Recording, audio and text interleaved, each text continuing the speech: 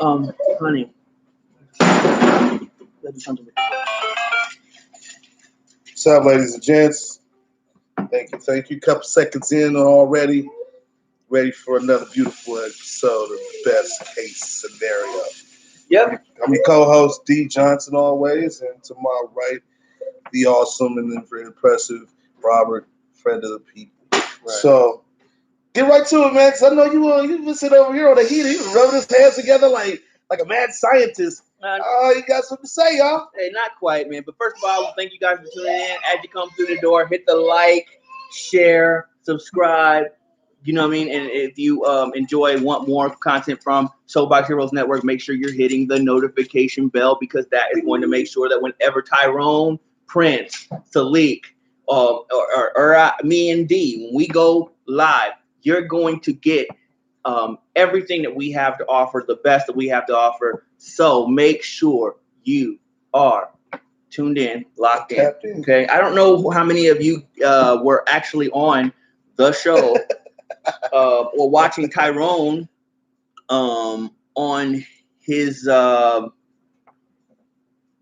the Soapbox Heroes Network just now. Who saw that, man? Great job, Tyrone, man. Yeah, great show. That's what I'm laughing. I love controversy. That's what this show is all about. So I love what you had to say. Right. Big props to Tyrone. Props to Tyrone. I just have a small critique, and basically it's about responsibility of what we do here. What we do is it's important.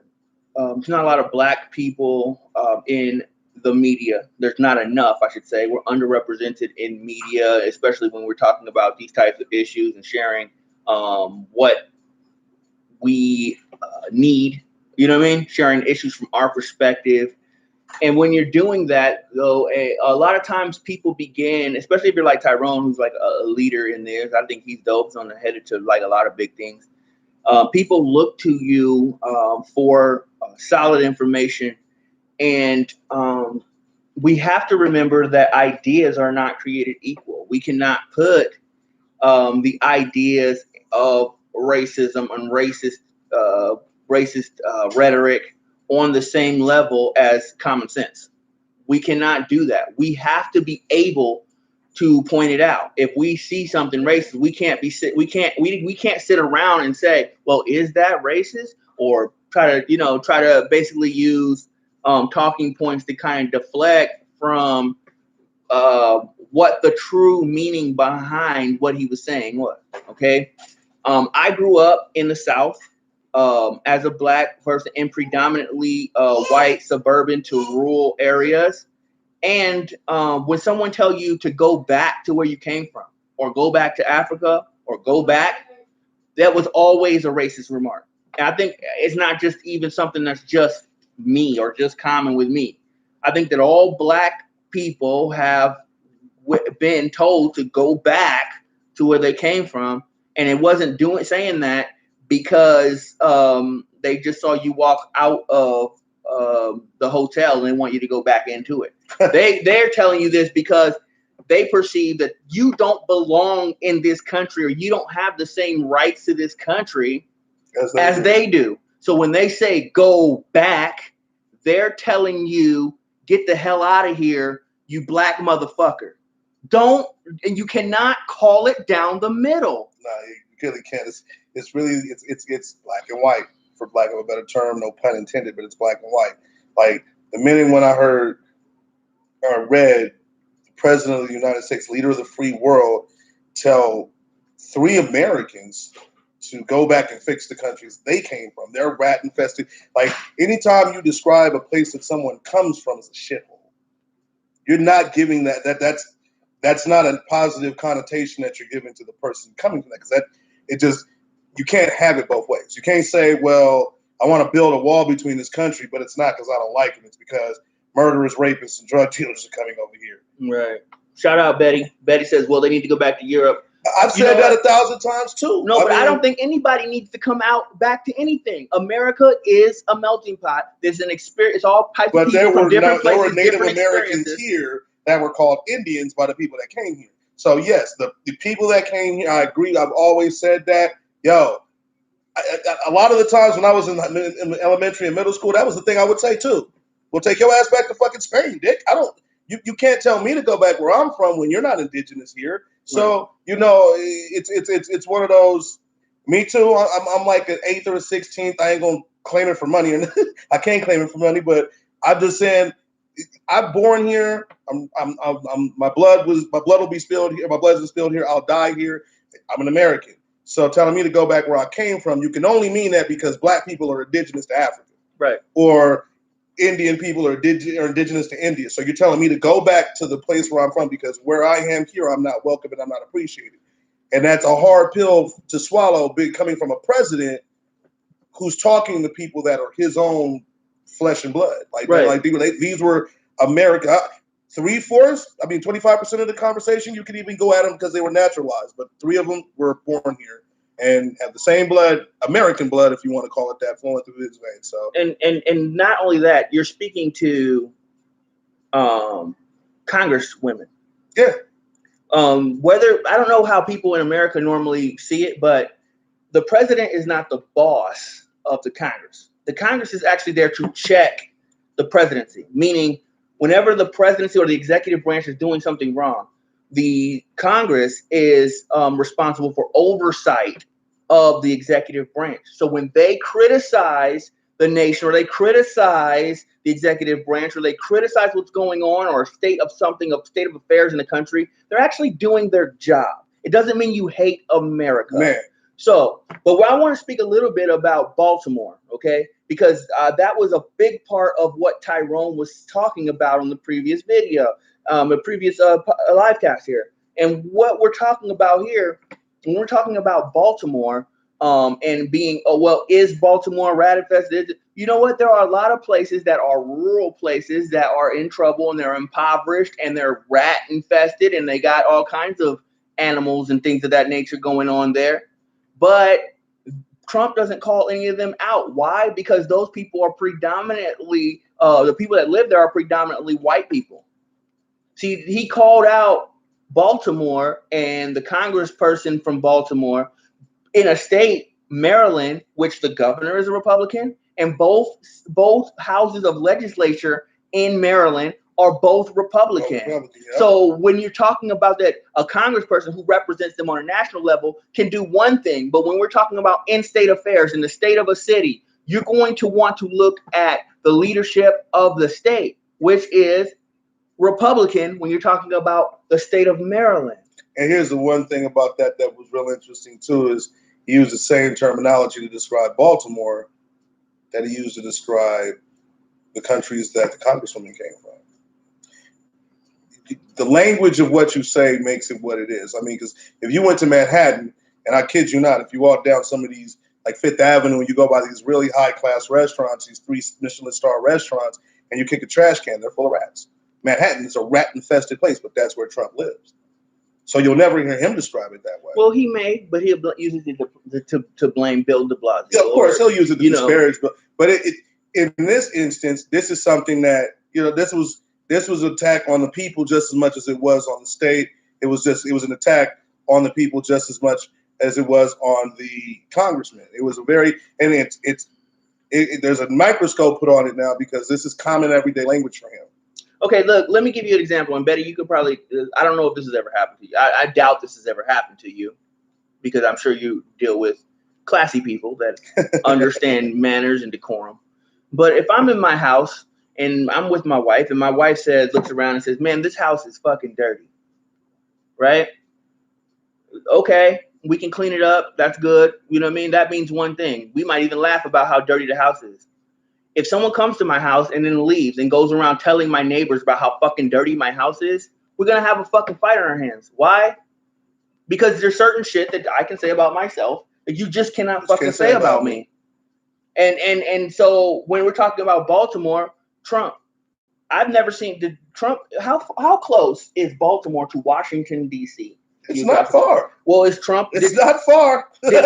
Did Trump ever visit Baltimore and say, you know what, Baltimore, John, you know, your congressman's not doing what he's gonna do. I'm gonna show him how it's done. I'm gonna lead from the front, and I'm gonna clean this place the fuck up. He never said that. Not at any point in that. He never said that. He never did that. And he could basically walk to Baltimore from Washington, D.C.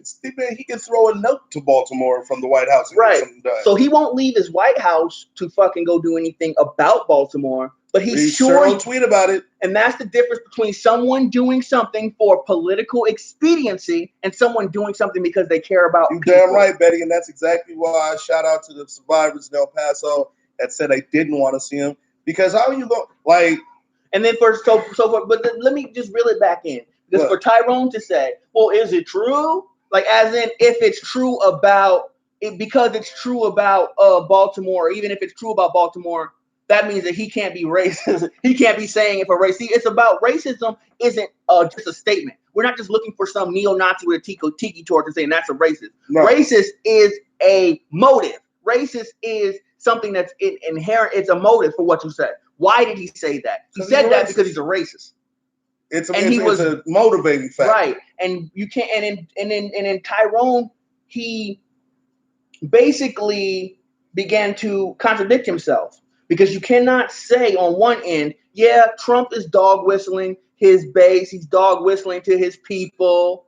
But then, what does a dog whistle do? A dog whistle, when you blow a dog whistle, humans can't hear the dog whistle, but the dogs can hear the dog whistle. So when he says something and you're like, is that racist? Is that racist? No. The racists know what he's saying is racist. Look at the guys in the room that are smiling about what he just said, and you're scratching your head trying to figure it out. Right. Those are the guys that heard that whistle. I've been black for 39 years. I know a fucking racist when I see one. I don't need a white person to try to explain to me, well, what he said wasn't racist. Donald Trump wasn't being a racist. I don't need anybody to explain to me what's racist and what's not. I've been dealing with racism my whole life, growing up in the South and then moving out here to California. I've always dealt with racism. I've always I've always confronted racism. Betty, and I know what it is when I see it. Yes. I say it all the time. One of the things I don't accept is that black people aren't racist. We are. We're just not supremacist with it. There's a difference. White supremacy is different than racism, and everybody's racist against somebody for some reason. Right. So, yes, it would be the same if Trump was black. If Trump was sitting in office right now as a black man saying, you know what, I don't really think white people are that clean because that's how the bubonic plague almost wiped out all of Europe. Mm.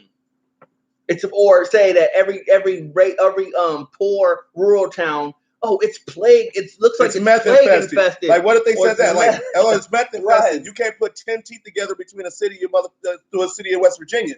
If he was saying that same thing, it's just as terrible. Bad. Oh, Mitch McConnell. Oh, Kentucky. Kentucky is nothing but a bunch of bumpkin. It's backwards in education. They're you know what I mean? They're overly religious and it's meth infested mountain hillbillies. What That's would you wrong. say? Everybody would be on the button. Like, black people think they better than white people now, and that's the part of it that makes it what it is. That's why. Is it true? Hell yeah, because there are people that actually sit there and listen to what Trump says. But would there be a bunch of other white people sitting around saying, well, is it true? Right. Nobody would question that. No one would be questioning that. If Barack Obama had ever said something like that, trust me, he'd have gone down in history as the most racist president ever. Absolutely. Now, look, check this out, though.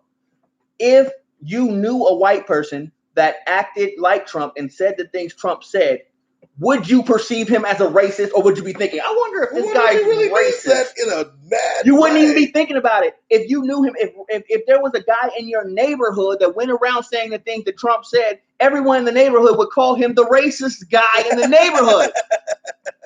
So let's not act like because he's a president that we got to give him some kind of benefit of the doubt. There's no splitting hairs with this. Because he is still a product, his very existence, which is a mediocre person that has never done anything spectacular, but still manages to be very rich and still has the privilege to become the president of the United States.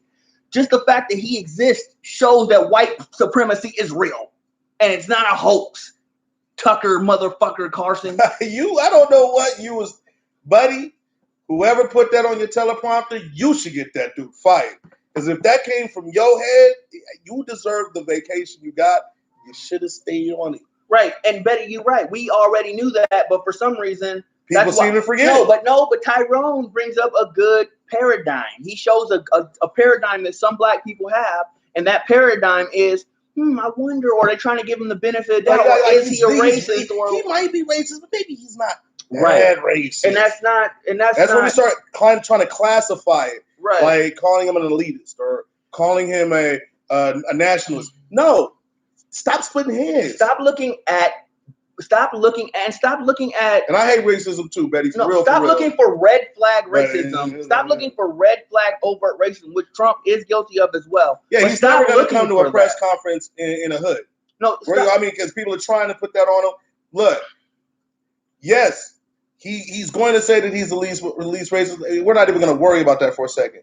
What I've always said is the people that support you define you. And the last couple of mass shootings have had direct quotes of Donald Trump as part of their manifesto, period, point blank. If people are going out and shooting up churches in your name, you foster that. You may not even support it, but something you're doing is generating that response because these are what the people are they're expecting the support from you when they do it because they say, well, this is why I'm doing it. And anybody watching the show, of course, you already know, I always issue a challenge. If you want to debate me on the premise, is Donald Trump a racist? I take that. I'm all in for that debate too. I'll double down on it and say I'll put a couple dollars up there by the end of that debate. I'm gonna prove my point. I take that. I take that all day. Because last thing I'm gonna say too is one of the things that I found real interesting. Ty, much love, shout out. Like I said, that was a constant that had me laughing in my corner. But one of the things that I think you might have missed the mark on, and this is just my personal opinion, so I could be 100 miles wrong, but I'm going to say it anyway. I don't think when they were saying they're using fear, they're trying to do like they're planning to lie to the public. I think what they mean by they're going to start using the tool of fear is to start showing people this is what happens when you don't react. Right. You do have Trump got in to the office because he made, and just like every other Republican has through history. You can go back to Ronald Reagan saying there's got to be a war on drugs.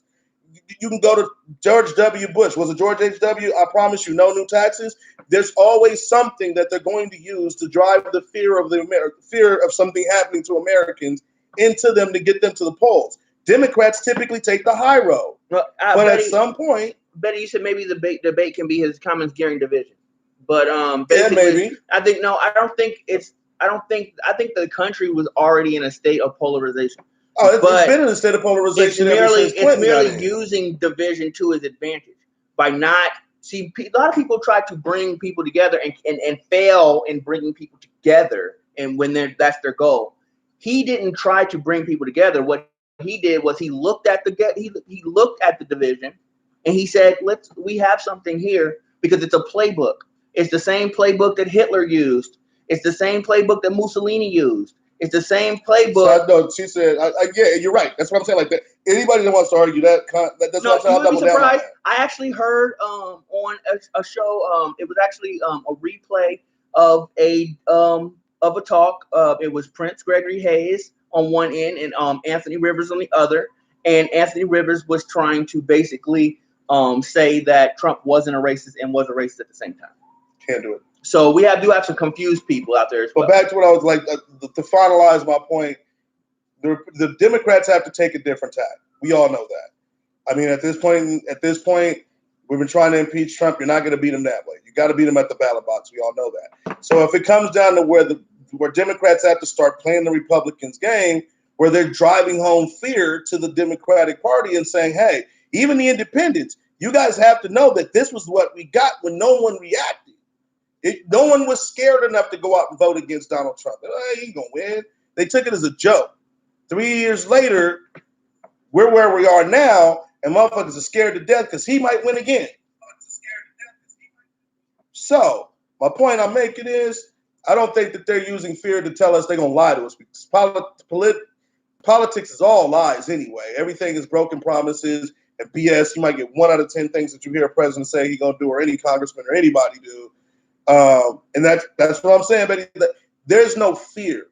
And you've got to start using fear as a tool to make people really wake up and realize how close it is to having the same thing happen again. And 4 more years of Donald Trump is probably going to wipe this country out. If not, we're going to be at war. It's just that simple. Because we're at a trade war with China that China's knocked their money. They've knocked the bottom out of their money to get back in America. That's crazy. That's crazy. Well, they can afford it. But they can do that. And it affects global markets, not just Chinese markets. It's global markets. So we're talking about a president who really, we need to be scared. That's all I'm saying. And all I'm saying is, if they can't use anything else to get people to come the fuck out and vote, why not use fear at this point? Well, yeah, and what the thing is that, and then also that's one pundit's opinion. It's not a policy. See, the fear with the Republicans using fear is a policy. There's a difference between the president running the Republican Party, the leader of the Republican Party, the president of the United States, using fear as a policy. Fear as a policy is what gets men and women snatched up by ICE at work and not knowing what's going to happen to their children. Fear as a policy is what gets people locked into basically in dog pens without places to really lay down except for concrete floors where everyone can't lay down at the same time even, and with the lights never turned on, eating one meal a day and no bath for 4 months. Fear as a policy is something that the government itself, what one pundit decides to do on his own, what he decides to do is reporting, that has no bearing. It's not even comparable to a policy. He said people are sick of that. What do you mean? Wait. He said people are sick of that. But he just said himself before he said this that the Democratic Party has never done that before. Right. So if they're sick of it, then if people are so sick of it, then why are they still voting for the Republican Party? People are not sick of it. It's really people are motivated by it because they're motivated by fear. That's why every time you talk about gun control laws, people are motivated by fear because they don't want shot. They think something's going to happen to them. You see, but they have. He just said that if you're going to you can't look at one of his quotes and say, well, what he's telling you the truth right here, and then say the "we've never done it before" thing is not true. I mean, it can't be both ways. If he's lying, he's lying all the way. If he's telling the truth, he's telling the truth all the way. You know what I mean? Because I've never heard another Democrat or anybody running for president or a politician in terms of that, how do we do it? Just tell us how, because we will. Because look, I'm trying to say, look, it's not okay to manipulate people, but the point of the facts are, people vote out of fear. White people came out and voted in the last election in the droves because they were fearful that another Democrat would put them in the same position they were right then and there. That's right. They got disillusioned by somebody, as Eminem said it best. They got sold a dream. They got hustled into a dream because he went out there and let them know, look what the Democrats did to you now. You think it was bad when Barack was in office? Wait till Hillary gets in. He sold them to fear. Right. And if you can't sell people to fear, what else can you sell them? That's the one thing that's motivating. You should be afraid. And then, but the answer should not be, you know what I mean? Fear shouldn't be the answer. Fear is the problem. And it's okay to bring out fear as the problem and to connect people with what they're afraid of. You know what I mean? Because we can't sugarcoat the shit anymore.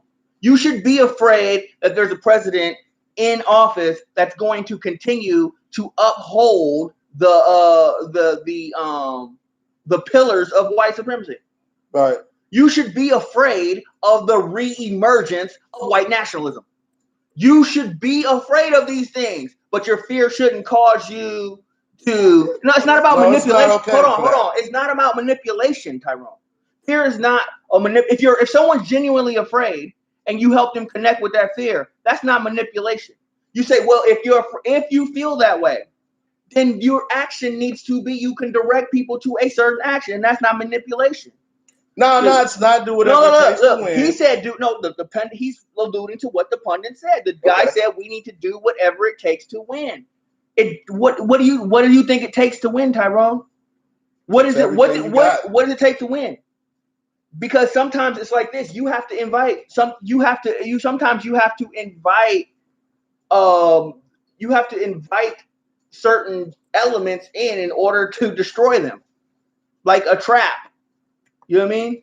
The best thing that the Democrats can do right now is actually invite the racism of Donald Trump to come in, instead of trying to skate around it. Invite it in, because it's going to end up trapping him. Because I'm still under the belief that even if most Americans are racist, most Americans do not want their president to be racist like Donald Trump.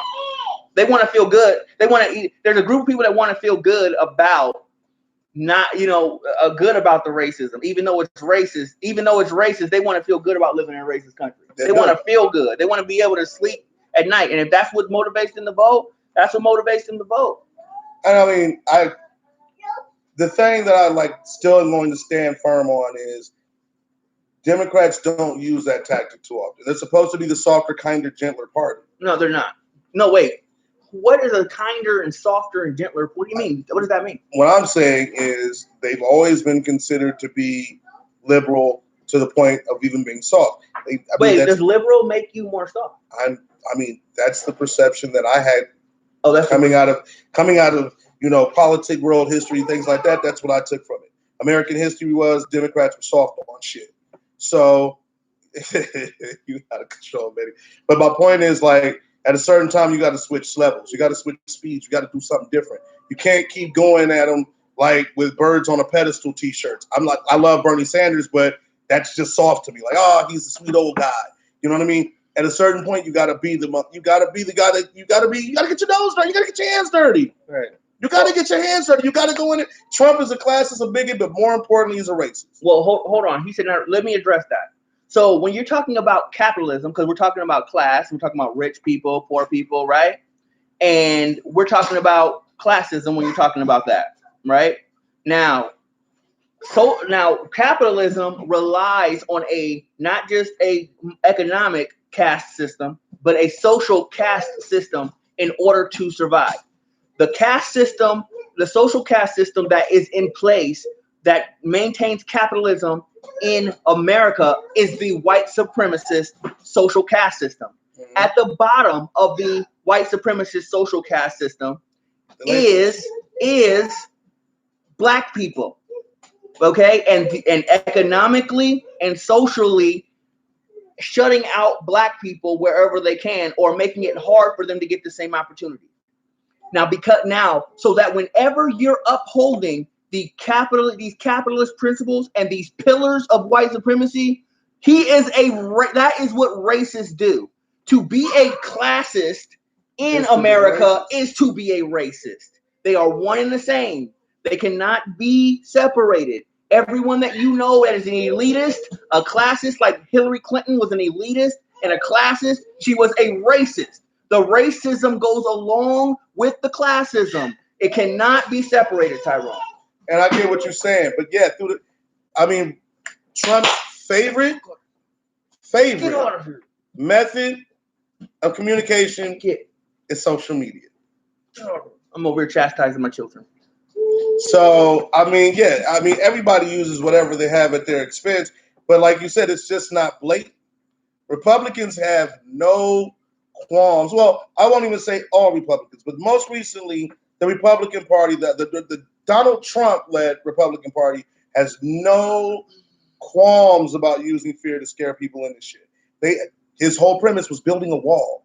Come on, man. I get what you're saying, Todd, but trust me when I tell you, he's using race as a it's pseudo. It's very under the guise of sneakiness, but he is using race as his motivating factor to keep his position in politics as it is. Name a Trump policy that hurts rich black people.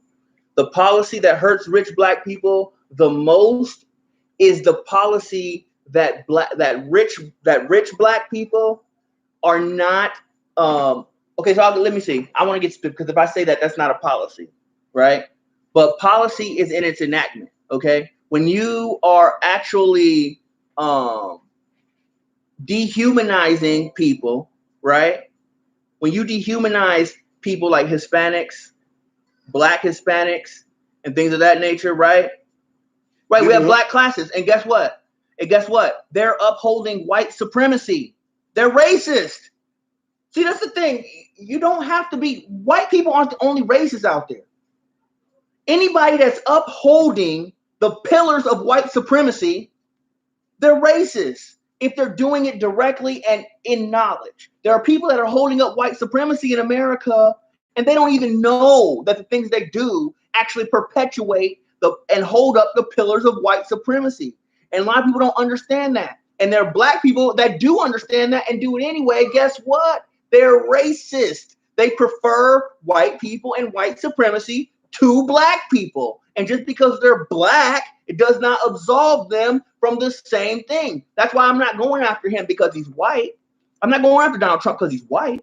I'm going after Donald Trump because he's a racist. I'm going after Donald Trump because he's a classist. I'm going after Donald Trump because he's a capitalist. I'm going after him because he holds together with his policies. He holds up the pillars of white supremacy. And when he tells LeBron James to shut up and dribble and in order to hinder the things that he's trying to do for his other black people in his community, he's hindering by policy I'll tell you a rich black man from doing what he wants to do. I like that question. Name a policy that hurt rich black people. Well, I think that when he stepped out and said that being, anti-American, taking a knee for a flag, pretty much killed Colin Kaepernick's NFL career. Not only that, the whole thing basically discouraging protests from powerful, rich black people that have these platforms, discouraging protests from them, limits their effectiveness and their way and their ability to have to reach their people, because those people are in the biggest position to reach us. And when they're in that position to reach us, and Donald Trump as a policy goes directly at those black people whenever they say something in criticism of a white supremacist government, they are hindering a rich. He don't give a fuck how much money you got. Yeah. He's hindering you. I mean, put it like this. Another way I was thinking. Trust me, I don't like to have no answer without a little fact behind it. But if you look at all of the corporations that are owned in the United States, how many of them are white-owned? They got tons of tax breaks. Black-owned businesses, which do not fall under those same S corporations, did not. So that's why you don't see as many rich black people going out and saying they own businesses that are very large, because they tend to get taxed differently than the Waltons of the world or the Bezos. It's not. No. See, look, presidents don't pass laws. Legislatures do. Right. So when you say a policy, that means this. When I come in to be the president, Tyrone, I get to hire my own Secretary of Defense. I get my own Secretary of the Treasury. I get my own Secretary, FBI leaders, and stuff like that. When I say policy, then I tell my FBI leaders, look, I know this is what the law says, but this is how we're going to enforce it. This is the policy. See, I'm trying to explain policy to you. So this is a policy. Every time some black person starts to protest, we're going to rise up and we're going to meet that challenge head on via Twitter, via press secretary, where you got to come out and say the same thing I'm saying. You know what I mean? And I mean, those are look, Tyrone. These are policies. I'll tell you another one. A policy is not a law. I'll tell you Tyrone. another one. Wait, because he doesn't. When he repealed DACA, don't think that DACA just means Mexican people that came here that had a. Wait a minute. He just said tweeting isn't policy. Tweeting is policy. It's a policy of him. When I don't like something someone's saying as a policy, I go out and I tweet about it, and then I have other people, my pundits, I mobilize and weaponize the media against it. That's a policy. And then the Republican Party says we all get behind what Trump's saying and we push that agenda. That's what a policy is. A policy is not a law. Those are two different things. A policy and a law are two different things. I'm not saying he's passing racist laws or signing racist bills into law. He couldn't get away with that. You said executive order. He repealed DACA. He repealed and that's debt. completely racist. He said, "I said rich black people." So you're trying to say that? So you don't think you don't think any rich black people were here that weren't here legally? Because I mean, most Nigerians, most Algerians. I'm sorry. Most Kenyans and all of that come here. They didn't come here legally. And if their children get kicked out, that fucks up rich black people. Now here's the goalpost move. What legislation has he passed that hurts rich black people? I just said that. Which policy? Are we talking about ADOS? Are we talking about ADOS, or are we talking about black people? You said understand policy. I also understand you can't answer my question. I just gave you policy. Now, if you don't accept it as policy, or you don't accept that that's racist, or you don't think it hurts rich black people, well, then we have to agree to disagree. Because you said it's a policy. I'm telling you. Right. Wait. Hold on. Is Colin Kaepernick a millionaire? He's a very rich. Last time I checked, he's a millionaire. Is LeBron James a millionaire? Last time I checked, he's a millionaire. These guys are rich. No. No, you're saying tweeting isn't a policy. No, tweeting is the enactment of a policy. His policy is, let me tell you what the policy is. The policy is to attack people. Hold on, to attack people of color when they stand up against Trump and what he's doing, or they stand up against things that perpetuate white supremacy. He goes directly at them. Why would the president of the United States, the most powerful man in the world, why would he have anything to say to LeBron James when LeBron James opened a school in, you know what I mean, that he wanted to help black people with? Why would he have anything to say to LeBron James? He said, "Shut up and dribble," right? Right? The president said, "Shut up and dribble." Then Tommy Lahren gets on TV, and what does she say? "Shut up and dribble," right? And then a black man, even what's the fat white Chris Whitlock gets on TV, and what does he say? "Shut up and dribble." You see, they all said the same damn thing. I'm still saying that's policy. If you're the president and you're exec, because they didn't want to repeal debt, and I know what you try to say, rich black people. I'm still going to say, are you talking about American? You're saying American black men. I'm talking about black people, period. And yes, if your child if they're telling you they're going to send your child back to where you came from, that messes with you. If you're telling a person, if you're making it against, like it's against policy, you know what I'm saying? So being wonky. Look, you can call it what you want. We're being wonky, damn. You can call it. Wait, hold on. Greenland. The only reason that we're talking about policy is because someone on Tyrone asked about policy. So you said we're being wonky Dems now. How about this, Greenland? Right. A course or principle of action, meaning I go and tweet. That's an action. Meaning I get my media arm, Fox News, behind me. That's an action. That means I tell my press secretary to say this. That's an action. Those are policies. Adopted. Or proposed, so it's adopted. He comes to his press secretary. Look, I'm gonna say shut up and dribble. I need you to say shut up and dribble. I need you to say shut up and dribble. I need you guys to say whatever it is I'm saying. Tweeting is not a principle of action. Wait a minute.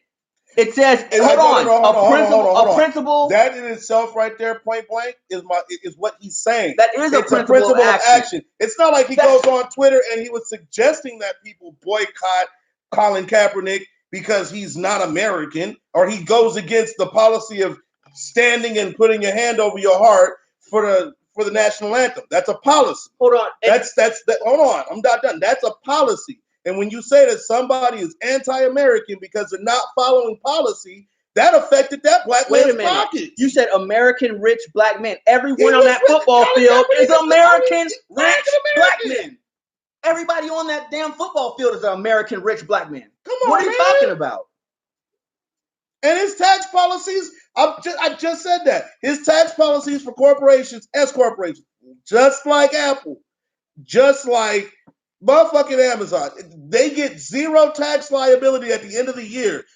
Every black athlete, which they well know is the way that most black people get rich, is through athletics or getting rich on the lottery. Those are some of the highest tax rates ever, and he's the one that changed them. So therefore, he's the one changing that policy. But so that's a direct effect on the black community, rich black community. Direct effect. Right. If they're paying, if Amazon makes $11 billion and pays zero in taxes, and LeBron James makes $90 billion and he has to pay 25 to 35% taxes. He's getting taxed differently than the motherfucking business is. And is he not a business in itself?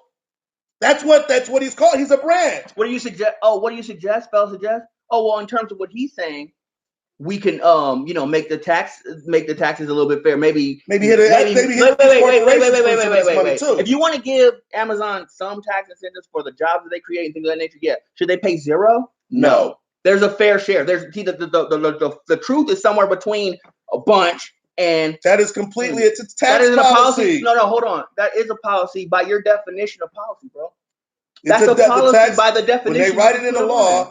When the House of Representatives and the House of Senate wrote that tax policy in the law. Hold on, I want to know if Greeland, Mr. Fee, do you think that Amazon should pay zero federal income tax while you pay federal income tax?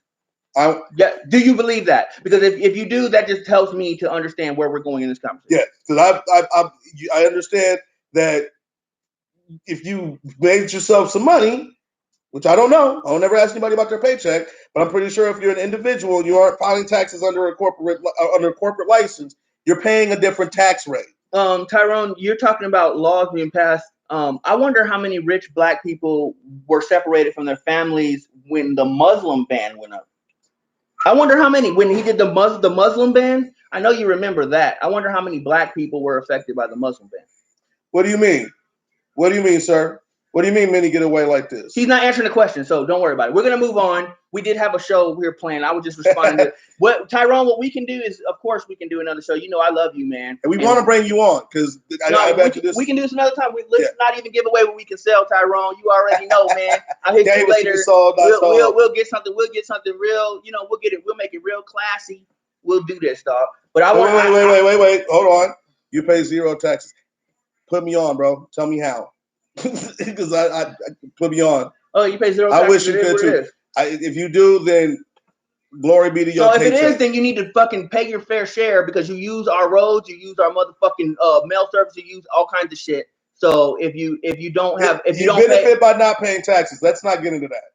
Because if you're not paying, like he just said, if you're soaking up good American air and your food is coming out of American soil, you should be paying taxes. Exactly. And I know that's a lie, Greeland, because you can be contrarian about it, but I know. Every time you buy something, you pay taxes, bro. I would say, it depends on where he lives. You might not pay taxes. Dude, but you buy every state has an excise tax. Not necessarily. Who doesn't have it might not have helped which. You pay an exclusive road tax. So now you pay tax. Let's not go. Come on. Like I said, contrarian for the sake of being contrarian. Right. Tyrone, I see what you're saying. But again, those same white people had to pay individual taxes the same way those black people did that were rich.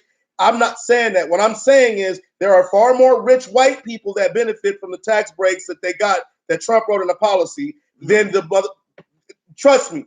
Go read the news from when people filed their taxes this year. People that made $120,000 to $150,000. Point of view, I'm talking about your personal. I'm talking about personal taxes. You argue, please. Anyway, forget it, dog. We got to move on. We're actually on a show. They're in the comments. They're in the comment section. I appreciate your comments. We all good. Yeah, we're gonna definitely talk. Of course, man. You're my brother. We're gonna always talk. So let's we'll do that. But I want to dig right into Epstein. Okay, because this is what I put in the title. Right. So I'm going for exactly where we were going to start. So the headline here, and I'm looking at New York Times.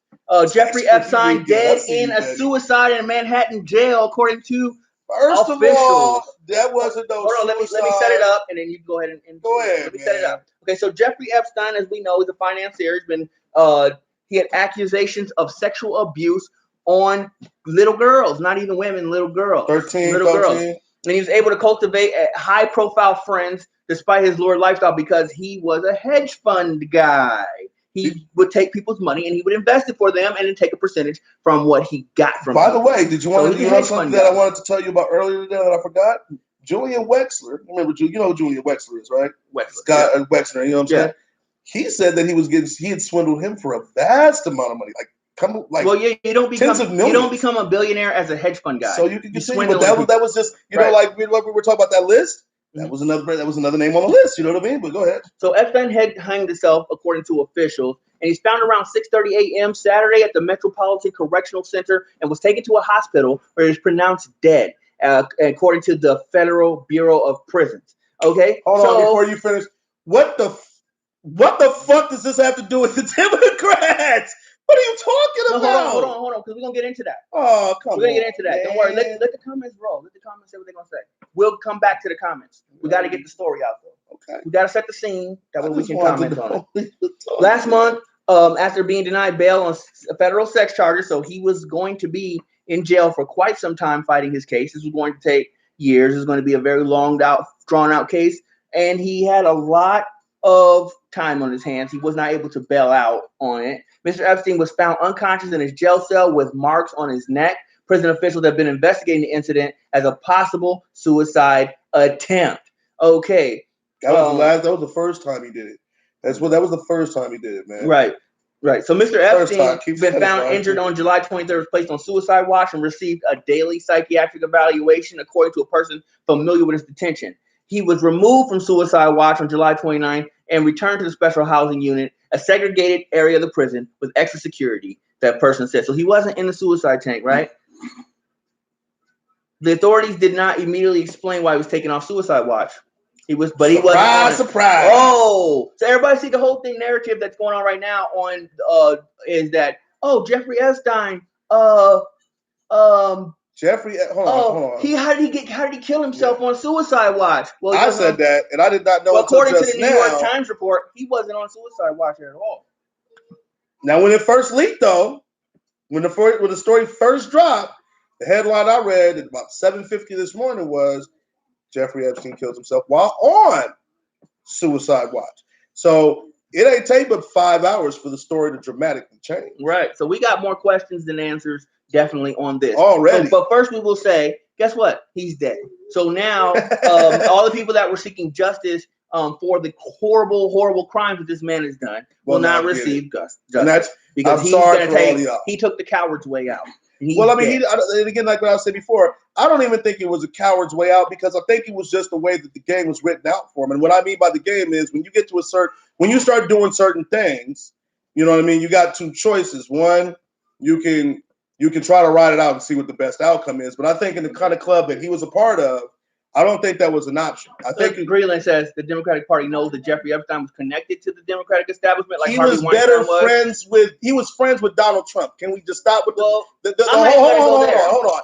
The whole political rhetoric to this is nonsense. It's not about politics when it comes to Jeffrey Epstein. So we're not going to talk about that right now. What we're talking about is an ultra-rich person who has global connections to people in power who are going to be named in this case. There was very fine people on both sides. And that was, I mean, if you keep getting hung up on the whole Democrat, this shit is larger than the 50 states of the United States. There were princes involved.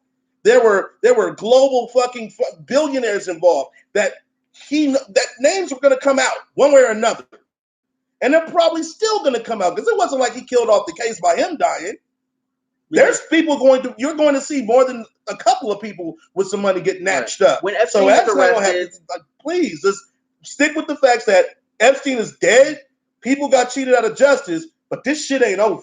When Epstein was killed, or when he died, when he was arrested, I should say, there were all kinds of other people that were arrested. People that had taken payments, people that had helped him coordinate this ring of women. It didn't matter. It was they was arrested. A lot of people that were there arrested, were other people that are arrested too. Those people also will need to be brought to justice, and they are also insiders as well into what's going on.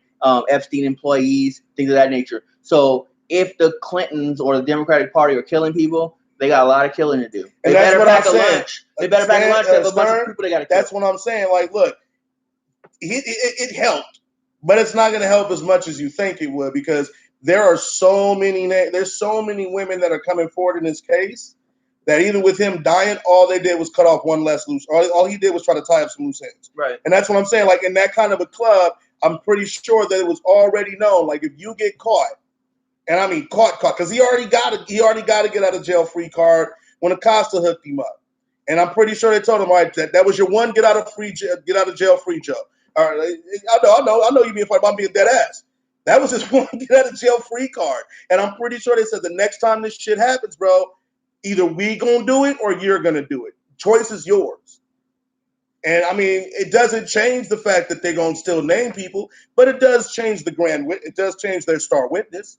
You know what I mean? It does take that out of the equation. So maybe it does help some. Maybe it helps all parties. Because I can't imagine Democrats and Republicans don't have their hands dirty with Jeffrey Epstein because it's about money. You know what I mean? Like, and the rich have money. I'm pretty sure if he was good at moving money around and making it look clean, we got a lot of people that probably paid him some money.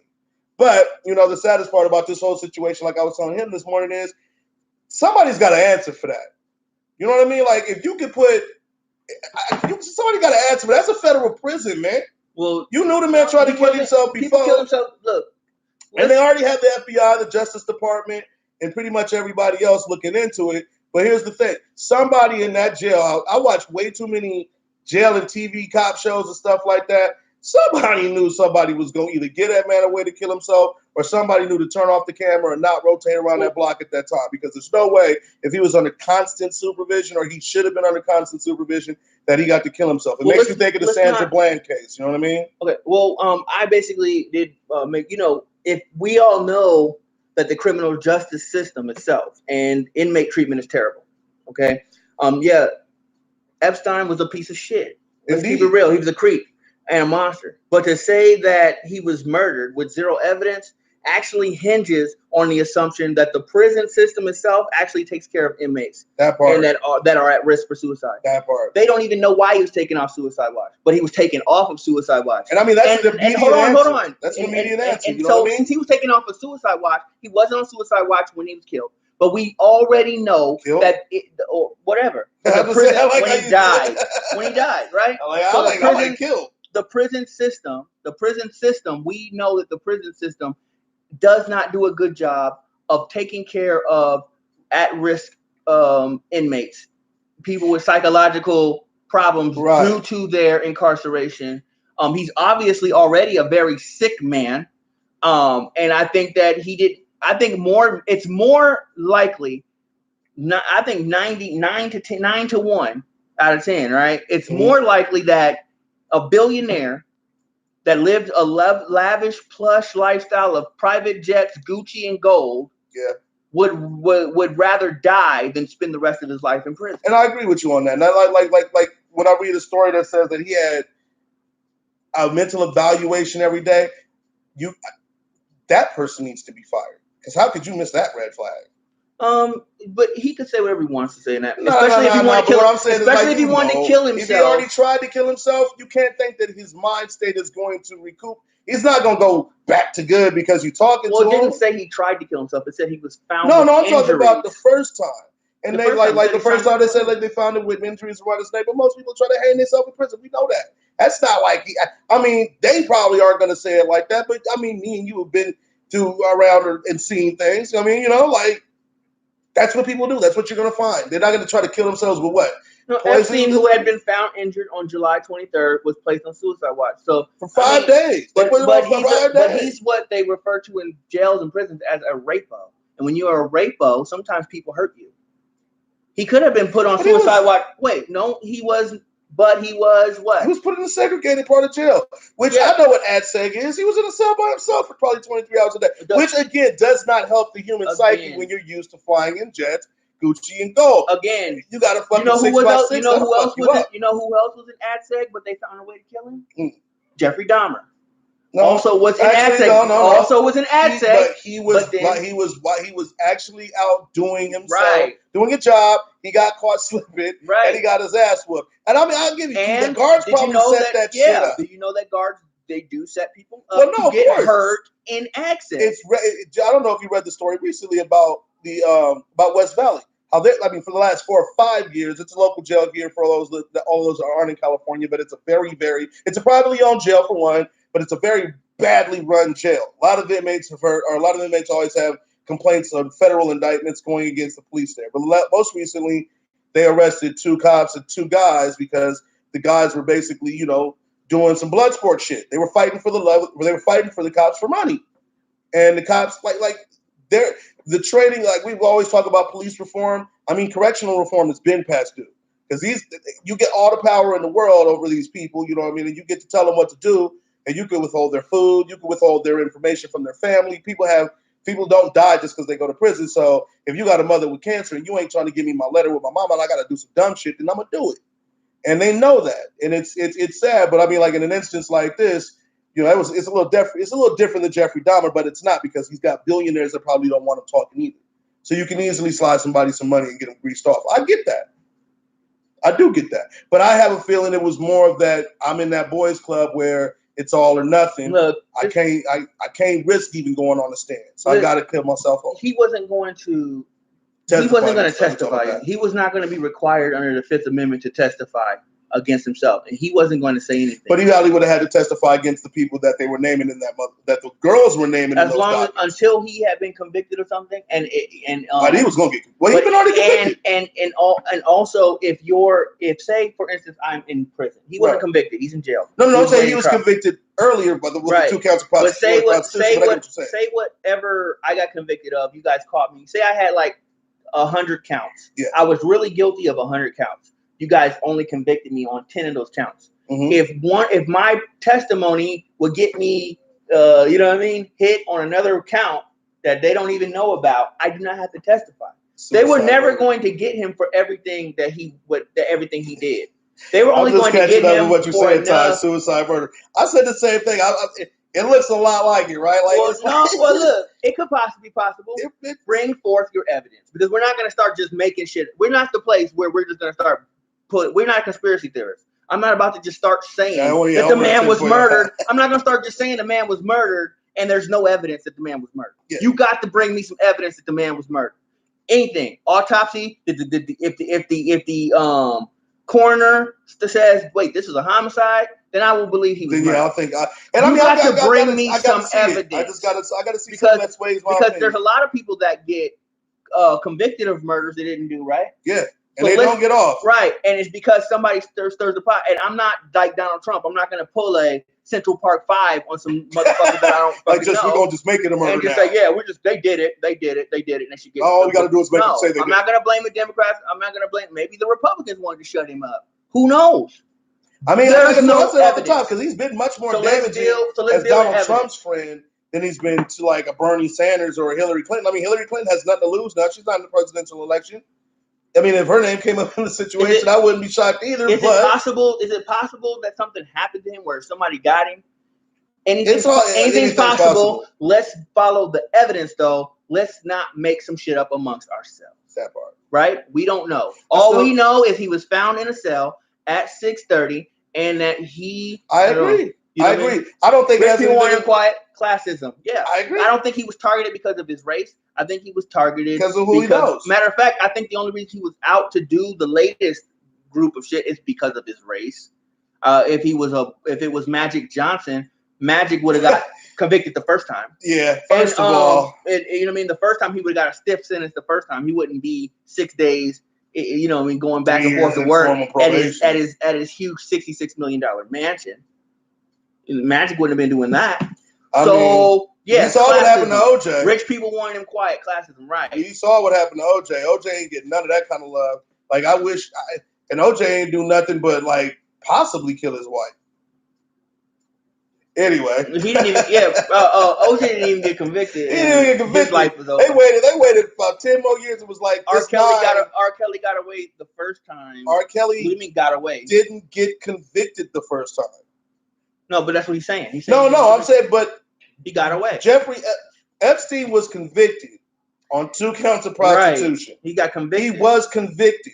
That's the one thing you have to understand. We're making the difference in right now. Is his sentence for conviction, and what he was arraigned and indicted for, they're the same crimes that he was arraigned and indicted for. Now, the reason they came back for him now is because more people came forward. Well, actually, his conviction was a plea bargain. No, I know. What I'm saying is when he was indicted. He told himself. R. Kelly was like, no. He actually was going to get nailed for a ton of motherfucking what was it? Not molestation. They weren't even trying people for sexual trafficking at that point.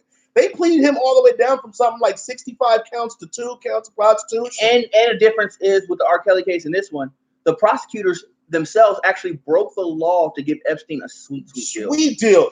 They actually broke the law. Acosta paid for it. We saw it. Acosta, like me and him argued about this back and forth. Acosta shot himself in the face with that deal and didn't even think it'd ever come back to haunt him until this motherfucker fucked up again.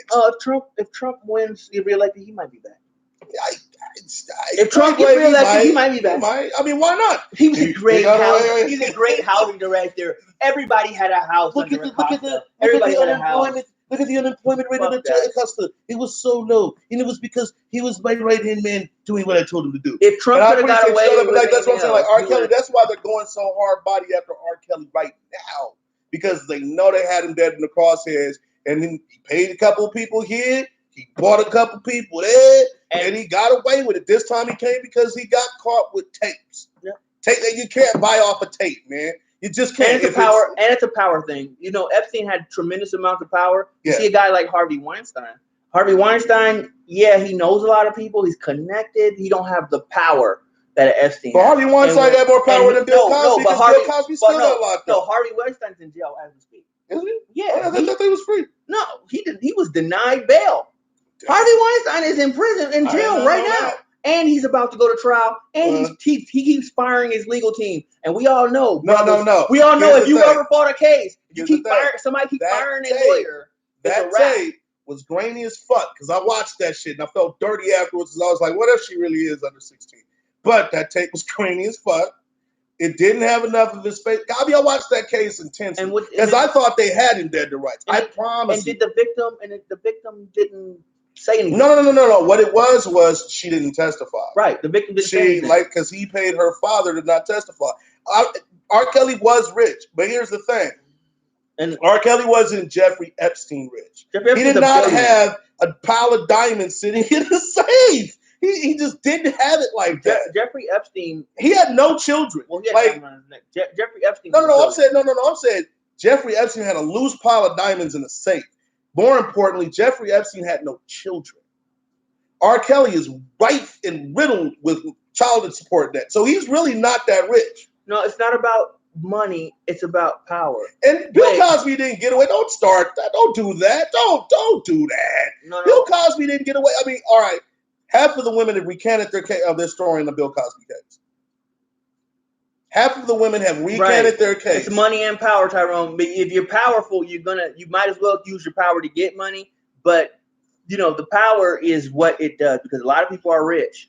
There's a lot of people that are rich. It's not a lot of people with the kind of power. And you're absolutely right. There's not a lot of people with the kind of power of a Jeffrey Epstein or the power of a Bill Cosby or and R. Kelly didn't have the power either one of them had. I mean, he had the fame, not the power. But all I'm gonna say about Bill is, but this to me is a Sandusky type of deal where a lot of people. It wasn't even as bad. A lot of people was turning a blind eye to what this man was doing because of the power, because of the fact that this man was managing their trust funds and things of that nature. They were turning a blind eye, and I think there's some people that are Republicans, some people that are Democrats that were both turning blind eyes to this people because he has connections to just about every administration from Carter on up. This dude was powerful, and not only that, when the powerful get around each other, they know that they have vices. They know it's bullshit going. Everybody has their shit.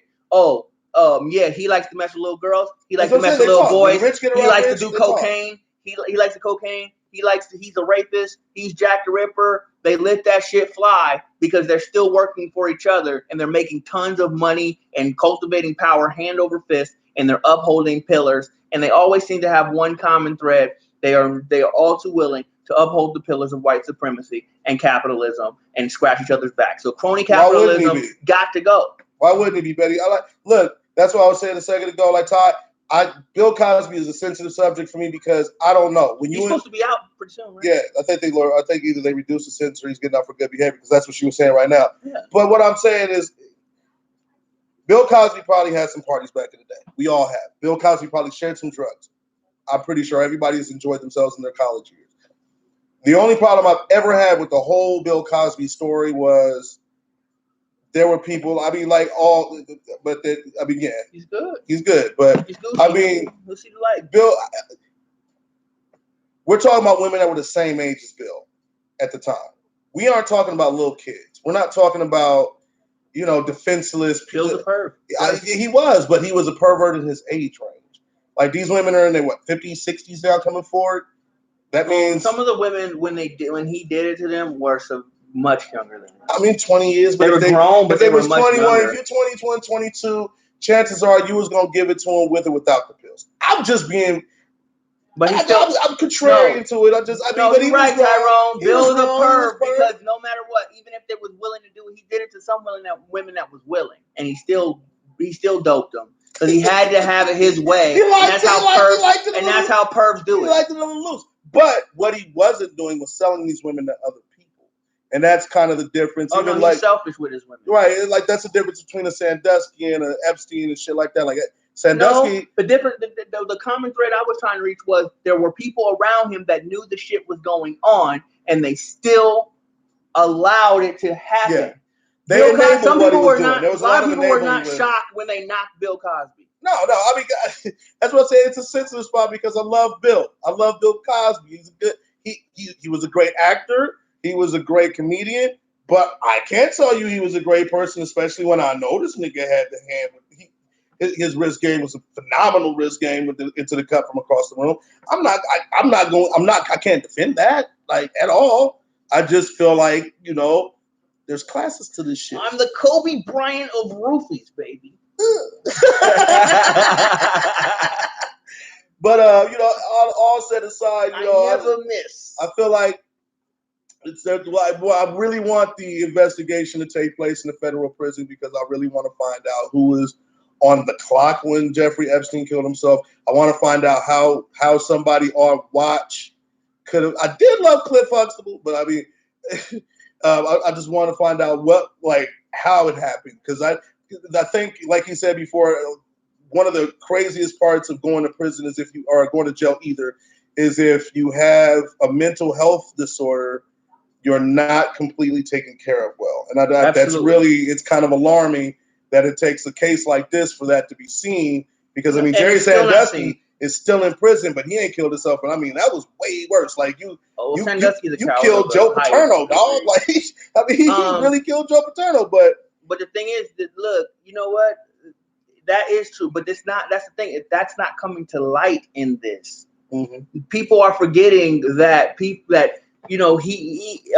a sick individual, and this sick individual, Epstein, he could have been, when faced with a stressful situation, like facing the rest of your life in jail, that it's over. Some people, their life is over. Or getting killed by somebody in prison. 66-year-old man, he still had a lot of life ahead of him. 25 years. When they start throwing football numbers at you at that age, in prison for the rest of his life. He was going to get hundreds. He was going to die. He was literally going to get hundreds of years. Yeah, he was going to die in there. He was literally going to get hundreds of years. He was going to die in the federal prison. And so I figure why that. And I mean, again, it also comes down to power too.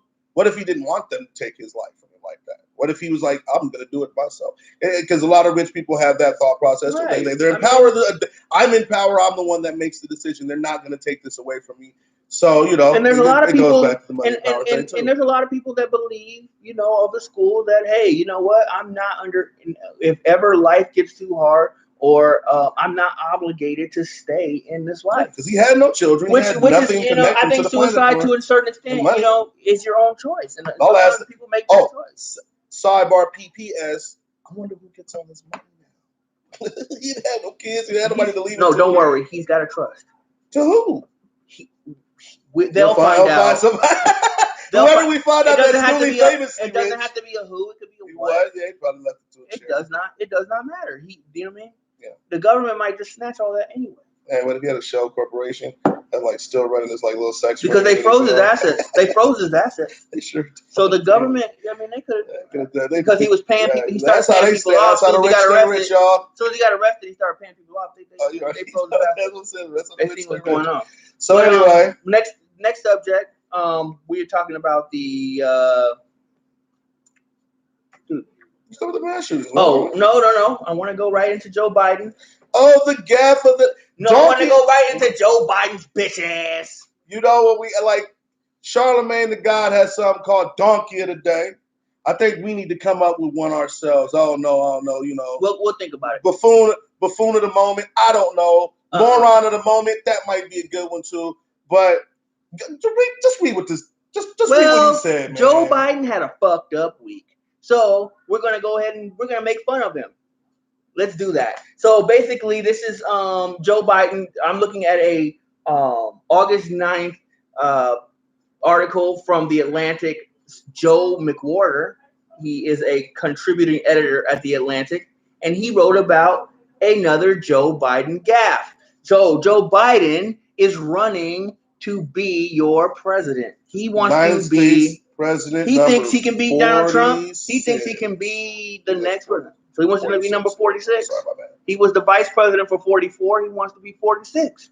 And let's see if he's making. You know what? He's already got the white supremacist thing down pat. So let's dive into this gap. Let's get into this. And Tyrone was on it. He jumped on it, and we want to get on. We just want to talk about that. We have this, and this is a quote from Joe Biden. We have this notion that somehow if you're poor, you cannot do it. Poor kids are just as bright and just as talented as white kids. And then he tried to catch himself. He tried to change. Wait. I mean, wealthy kids, black kids, Asian kids. He just started saying it, but it doesn't make a difference, right? Right. So we're gonna go. So basically, everybody makes mistakes. I misspeak all the time, but let me tell you something. This is a insight into the mentality of Joe Biden. Maya Angelou said, "If someone shows you who they are, believe them." Yep. This is now direct. Doesn't matter what Joe Biden says. This is a peek into the mind. This is a Freudian slip by Joe Biden, and he has just told somebody about a Freudian slip exposed. yesterday. I didn't understand that. And he said, "Why is CNN and MSNBC acting like he did nothing wrong? Because they have a skin in the game. They have no reason to point that out and start fucking with their numbers." Well, no, it wasn't even about. It's not about the numbers. It's for them. It's about they have a backing. They know this. They know. No. They know this is. You gotta check this out. You gotta look at it. They know that if Joe Biden wins, you know how Fox pretty much has like special media super status. Yeah. With Donald Trump, right? Well, that's how these presidents operate. That's why they get behind certain people for president. That's what I'm talking about. CNN, MSNBC know that they have super special status with Joe Biden if Joe Biden becomes the president. Say someone ate his ass alive. Say someone like Bernie Sanders becomes the president. Do you think Bernie Sanders is going to give special status to CNN and MSNBC? Absolutely not. Why? Because they are the same ones that try to stop him and hate on him every single piece of the way. That's what I'm saying. Not they fucking don't with fuck them. with their numbers. He's not fucking with them. And then who? And then you follow the money. Who funds CNN? Who owns CNN? Halliburton, right? Turner. Halliburton. Oh, that's part of it. Who owns MSNBC? Who owns NBC? Turner, right? So NBC is funded and advertised what? Big pharma, big insurance companies, big agro, military industrial complex, big corporations fund these businesses, fund these media outlets. And so they want to back a president that is in the pocket of these pillars of white supremacy. And that's what I'm going to call them from now on. Okay? The man these institutions are the pillars of white supremacy. He backed busing. And most importantly, Tyrone, even to go to your point, he's rich. No, he was against busing. So get that right. Okay.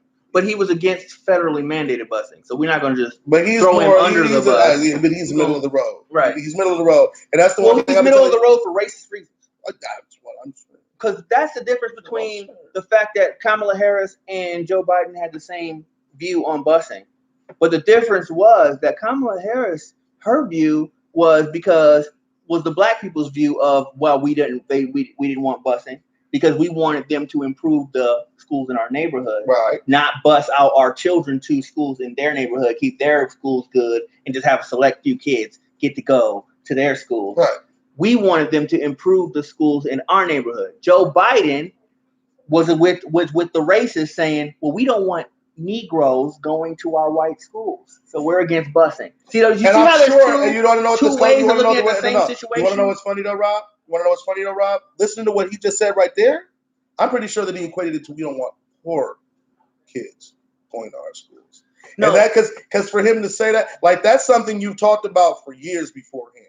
That's something you've had as a part of your discussion for a long time. That rich people, like poor kids, aren't the same as white kids. Like you could have said any word. You could have said rich kids. You could have said wealthy kids. The only word that would have worked there was rich or wealthy. Was rich or wealthy. You could have used either one of those two words. Nothing else would have But worked. the fact that you used white kids immediately tells me you think that success and color have the same connection. Now, I saw this live, and it was hilarious because there were like maybe 2 or 3 people that kind of did one of these claps like, did he just say that? I don't think he really did. He was at the Asian and Latino Commission in Des Moines, Iowa. Okay. Did he try to say wealthy kids, black kids, Asian kids?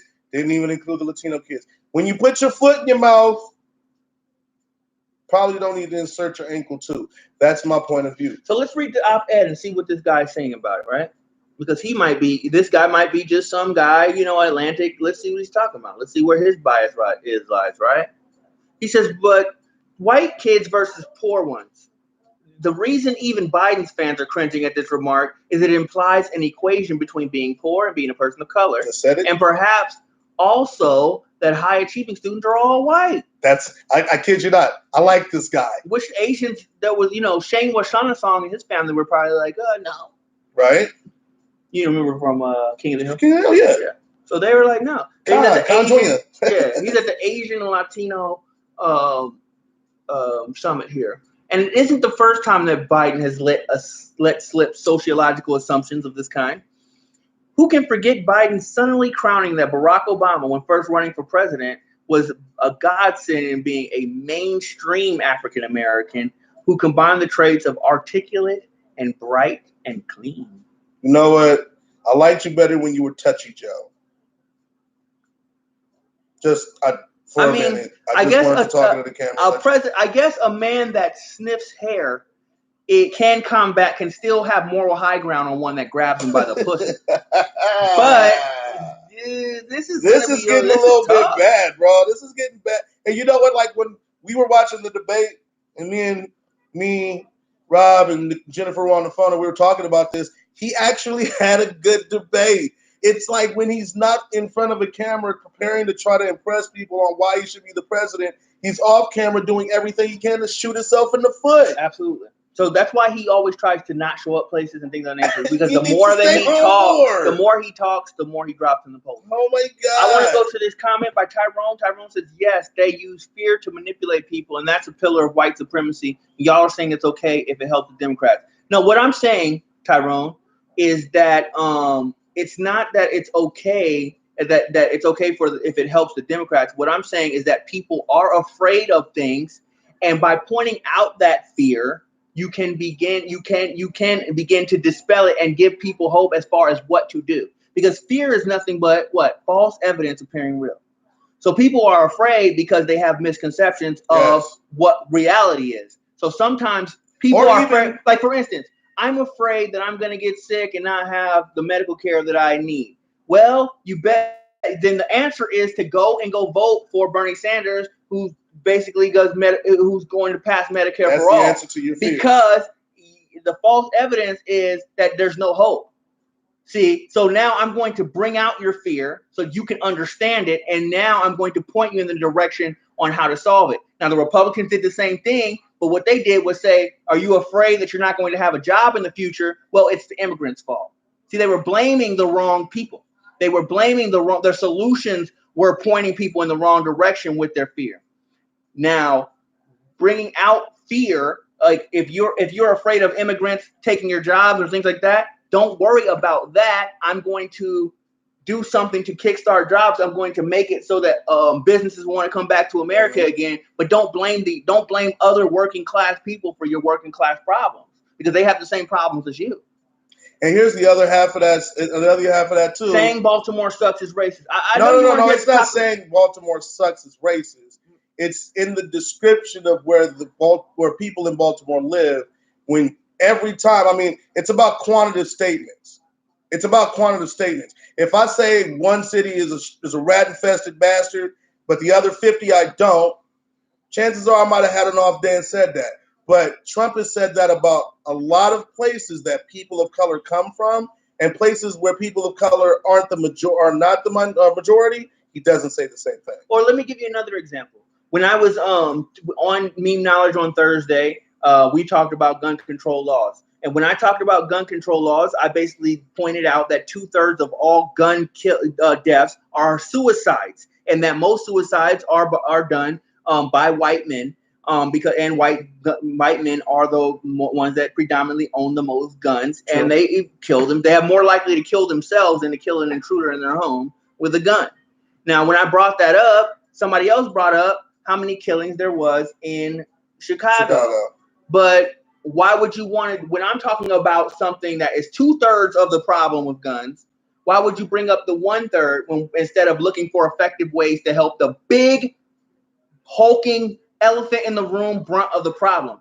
See, the problem isn't Baltimore, right? The problem is the fact that Baltimore has a lot of black people, but the economic disparity between blacks and whites all over the country is 10-1. So when you get a city that has a large concentration of black people, you're going to see a large concentration of poverty for that reason. Yeah. What you didn't see is Donald Trump saying we're going to do something about the poverty in Baltimore, showing up there and putting in work. See, and that's what people do when they actually care about. Manhattan has a lot of rodents too. Manhattan, like, wait a minute. Hold on. I watched this documentary years ago. It's called Rats. It's on Netflix. I don't know if it's even there anymore, but I loved it because what they did was they walked down Fifth Avenue in New York. Fifth Avenue is the same Fifth Avenue that Donald Trump has towers on and has made his money. And they kick the trash can in the middle of the night and it comes to life. Rats are a fact of nature in large populated areas. But, you know what I'm saying? That doesn't make it right for you.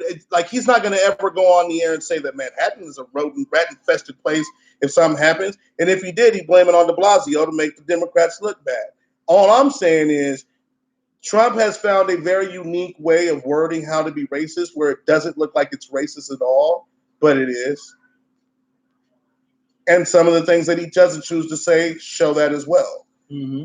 So I get it. You know what I mean? I'm not mad if people don't think Donald Trump is a racist, but why not?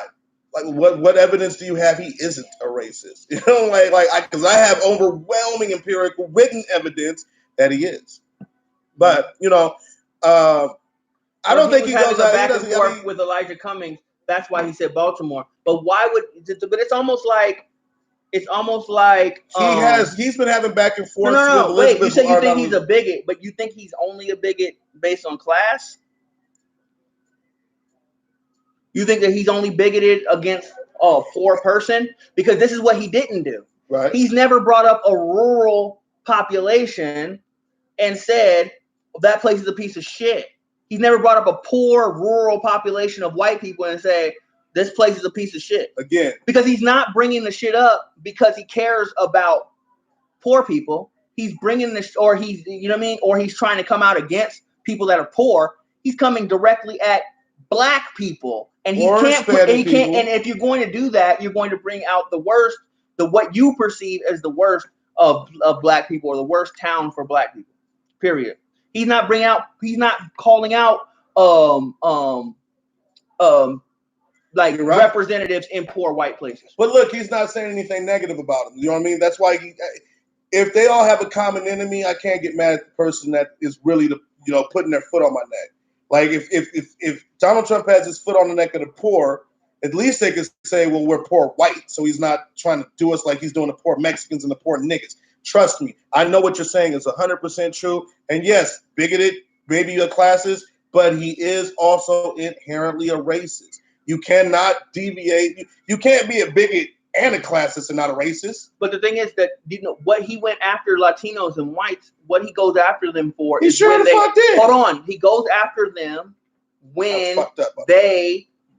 they come against his policies. So it's not simply about, he's going to go against anybody that goes against his policies or anybody that goes against his opinion. So he's going to go after anyone that does that, right? Secondly, though, when he starts to attack certain things about them, it's because he believes that he's superior to them based on their race. Like, why does this black person think he can criticize I was going to say he doesn't. When he said that we're going to be the party of healthcare, and then Mitch McConnell had to fucking check his ass. He didn't come back out and basically say, well, Mitch is wrong. Look, he didn't attack Kentucky. Even when he disagrees with Mitch, and he does say something against Mitch McConnell because he disagrees with him. He didn't say, well, Kentucky ain't nothing but a bunch of poor old yokels, and why are you, and you're the senator there. I was about to say. He didn't go at him like that. He didn't say, oh, that's Meth America. He didn't go at him like that because it's not what you would do to one of your own. Yeah, period, point blank. Elijah Cummings is not one of his own. Right. So it's the difference, yes. I was about to say Elizabeth Warren comes from all the time. Nancy Pelosi comes from all the time. You don't see him talking shit about California. You don't see him shoot that shot.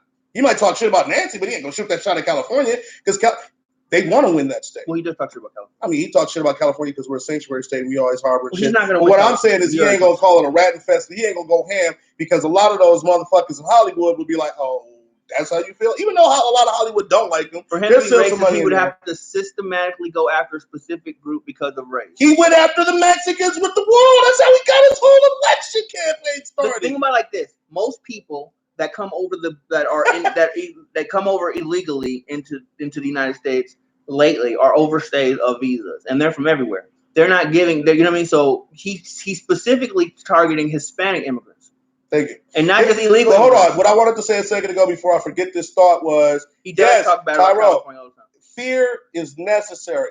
We should be afraid that our president is colluding with Russians for election. No, we're not going to. He's not doing that. What do you mean? He did not collude with the fucking Russians, dog. Don't say that. He didn't do that. That's false. The whole Russiagate shit is false, bro. That shit is fake. That shit was actually made up. That shit was actually made up by the actual affecting the elections. Yes, that's something we should be concerned about. That's what I'm talking about. But Russiagate, we're not gonna. On this show, we do not connect Russia to Trump. To Trump. No, because Trump did not do that shit. Even though it was proven on to keep us Democrats. What do you mean? Even though we should be afraid that our media is using race to keep us Democrats. What are you talking about? I'm an independent voter. The only people that are mad about the shit are people that weren't going to vote for Trump anyway. Why would you want to be? First of all, why would you want to be a Republican? Since we're talking about policy, what policy do Republicans have to help people? Period. Regular people. Media also uses race to keep white Republicans. They're not. They know how to toe the line. They're not moving. So basically, if you don't want to be Republican, you don't want to be a Democrat. That's fine. I tend to think of myself as a Democrat-leaning independent, but more so, I just don't agree with a lot of the Republican policies, and I don't. You're agree independent, with the so you're voting for Sanders, right, Tyrone? Sanders is an independent too.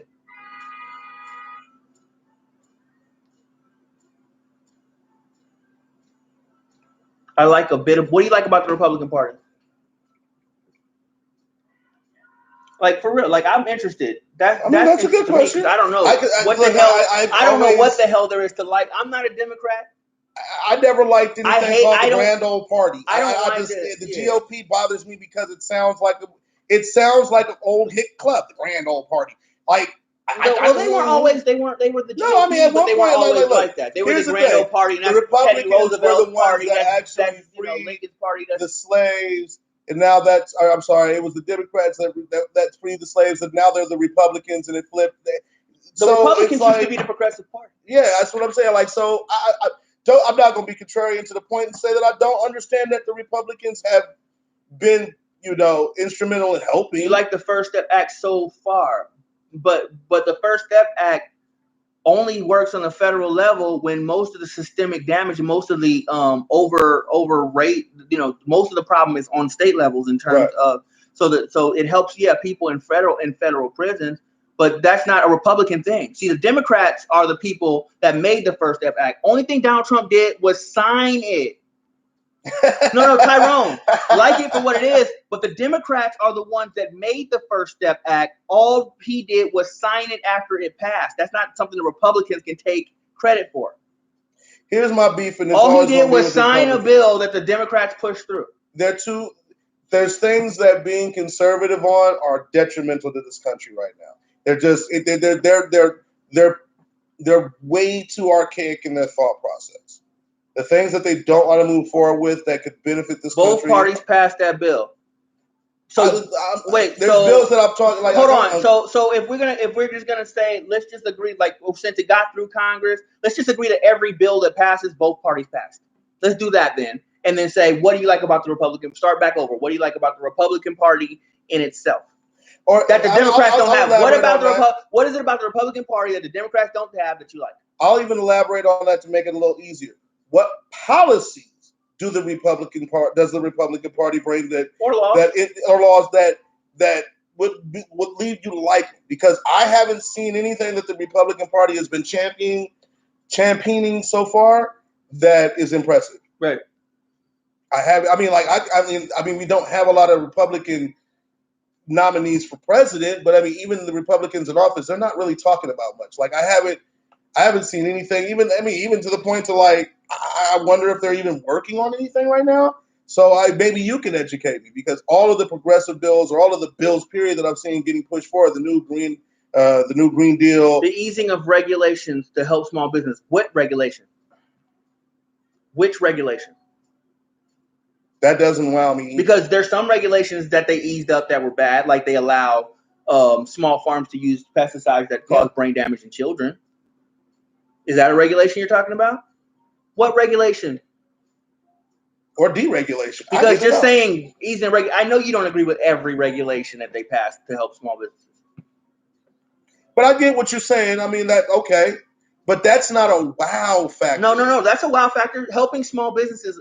Most middle-class families, a lot of businesses are middle-class, small to middle-class businesses. I know what you're saying. And that is wow. You should have them call in. Yeah, it's hard having a conversation through text. Okay, but is there? I just want to know if there's a particular regulation, because the thing is, you can't just say, well, he deregulated, because that's the thing Republicans do. They deregulate these things. They don't have a fucking care of the fact that the reason that the regulation is put in place in the first place. See, regulations are normally a response to something that's going on, as in they're discriminating against people here. Okay, well, let's make a regulation that they can't discriminate. Or this is dangerous. Okay, let's make sure that they can't do that. Oh man, they're working, 5-year-olds working in fucking factories. Well, let's regulate that. Let's regulate businesses so they can't hire little kids. And what I mean by wow, and then you start taking back regulations that were solving problems, and then it's like, come on, cutting regulations and costs to start a business does help. But what I'm saying when I say wow factor, here's what I mean, Ty. When I say wow factor, deregulating or legalizing marijuana. Let's start with just the 63% of the United States across the board wants that to happen. But imagine this. Helping a small business get started is one thing, but helping tens of millions of people go to work is different. Because it's just, that's when you help somebody start a small business, it's limited. Think about Amazon started out a small business. There's small businesses. I know, I'm not saying, but what I'm saying is for the average 18 to 22-year-old who smokes weed, they have to get a very menial job. Like marijuana was made criminal, or they criminalized marijuana to punish people who used it in the Black and Mexican community. I just think that starting, they're just saying cutting regulations or the like the new Green Deal, start a small business. It helps if you're trying to start. It helps you trying to start a small business. But what I'm talking about is things that help. Starting a small business is a small group of people. I'm not saying that's not good as a start, but that's a very small group of people. No, having clean water for all people, like even starting in Flint, Michigan, like having a Clean Water Act that would go into effect that would make sure that families have clean water to drink is a wow factor. That's what I'm talking about. And if they're not tackling small little issues like helping small businesses save a few dollars, is not the same as making sure the children have water to drink. I'm just being 100. Trump's EPA has been terrible. And then he fired the last guy who was shitty, and then hired a new guy who was the guy before him who was just as shitty. They made a deal in Ohio where they subsidized using coal and things like that, when they had promised Ohio they were going to move away from that. Like, they had one of the worst energy bills ever. Look that up if you think I'm kidding. I just read about that the other day. And on the you move the field goal post. I'm not saying it doesn't change lives. It just changes a very small amount. No, hold on. I will give you that. I'm with you on that, Tyrone. But helping small businesses it's actually big potatoes, because most businesses in America are small businesses. And when you help small businesses, you help a lot of Americans. What I'm saying is, if there's a certain regulation, that in and of itself that was very important, let me know. Because when you say just deregulation and talking about cutting back on regulation, that's not always a good thing. It just totally depends on the regulation. And a lot of the regulations that they pulled back in helping small businesses have been environmental. And one of the things that I'm still going to say again is, well, if they're going to really help small businesses, you help small businesses by making larger businesses pay the same type of taxes. That's how you help. Easing the cost. It doesn't cost Amazon anything to operate in America right now. That's my point. Like, it needs to be that's the wow. If you say, okay, we're going to tax these small businesses the same way we tax these big businesses. Wow, that's what's up. Because these people can afford to get their jobs done and can afford to eat and feed other families by making sure they have enough money on the table. But I'm not knocking what they're trying to do. I just think that it's not enough. Like, the Republican Party always comes short to me of doing enough. It's like, we gave you enough, or we gave you this little bit. You should be happy. I mean, maybe they don't. Maybe they don't. I mean, I'd have to look into it. I'd have to really look into the policy you're talking about. But how does that help? Like, but yeah, hold on. So you have huge businesses and they don't pay taxes.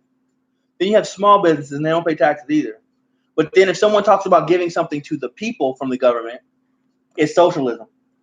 And we can't do that. But we can give tax breaks to businesses, but we can't give tax breaks to people. I'm not saying you shouldn't give tax breaks to businesses, but if you do give tax breaks to small businesses, give tax breaks to people. They don't give tax breaks to people. They give them to businesses. And you know what? I like some capitalism. I don't think capitalism is the most horrible thing in the world. I just think when it's abused. I'm just saying when it's abused. It's one of the most horrible things. When it's abused. Like, even in a capitalist country. When have you ever seen capitalism not abuse? See, capitalism rewards abuse. I was going to say, it's really odd to me in America that capitalism isn't the way, and America has some of the largest corporations and they don't capitalize on them. That's the nutty to me. I was thinking about that when I was driving home the other day.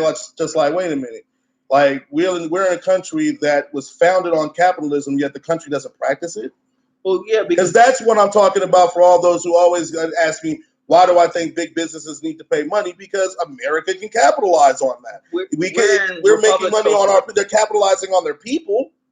They're capitalizing on small to mid-sized business. You should capitalize on everything that's on your soil. Everything that says made in America, you should be capitalizing on it as a country. We as the people, which is the first 3 words in the Constitution, should be capitalizing on them.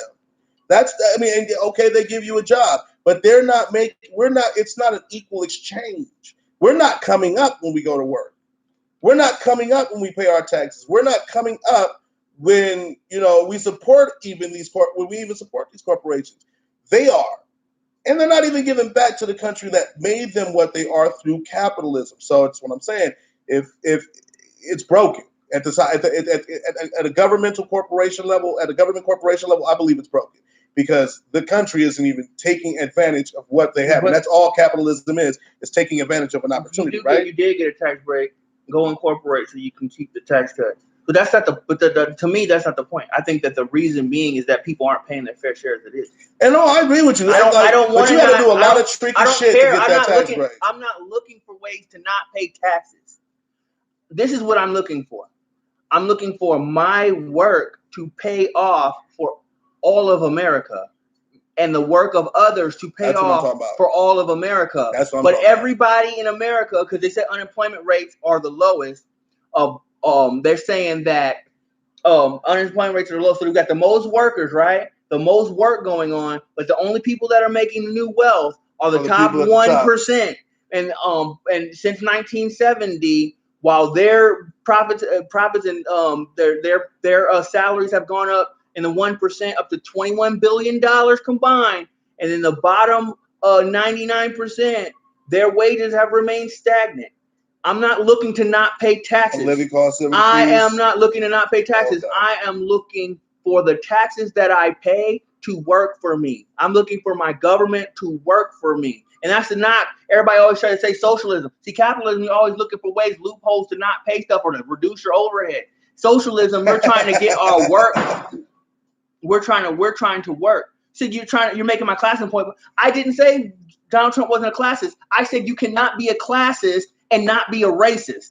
If you are a classist, you are also a racist, because the capitalist class system in America is based on white supremacy and the white people being on top and other races of people being below them. You by upholding the classism portion of capitalism, you are upholding racist institutions that have been proven to be racist. These racist institutions have allowed white people to remain on the top of the society free from capitalist competition from other classes of people. Well, based on race. That's why classism and racism, they are two wings of the same bird. So when I say, when I'm making your classism point, I am also making my racism point. Yes, they sir. go hand in hand. Sort of like a dating couple. And so, moving to the last thing we were going to talk about today. You want to tackle that today?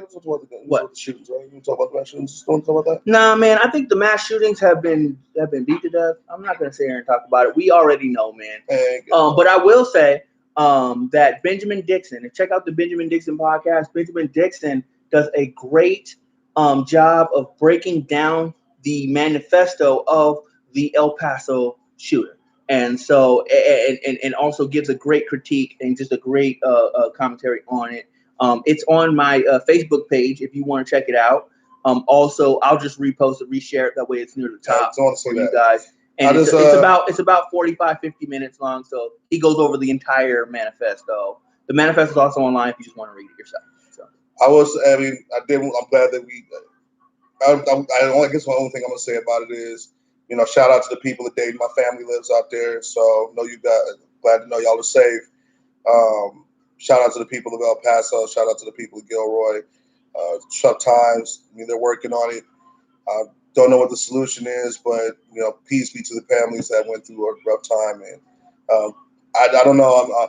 As much as I always try, just to make my last point on racism, you can't have people using direct quotes and going out and commit murder in the name of, because that's what we were talking about before the camera before, and have me not think that you don't have supporters in the racism group.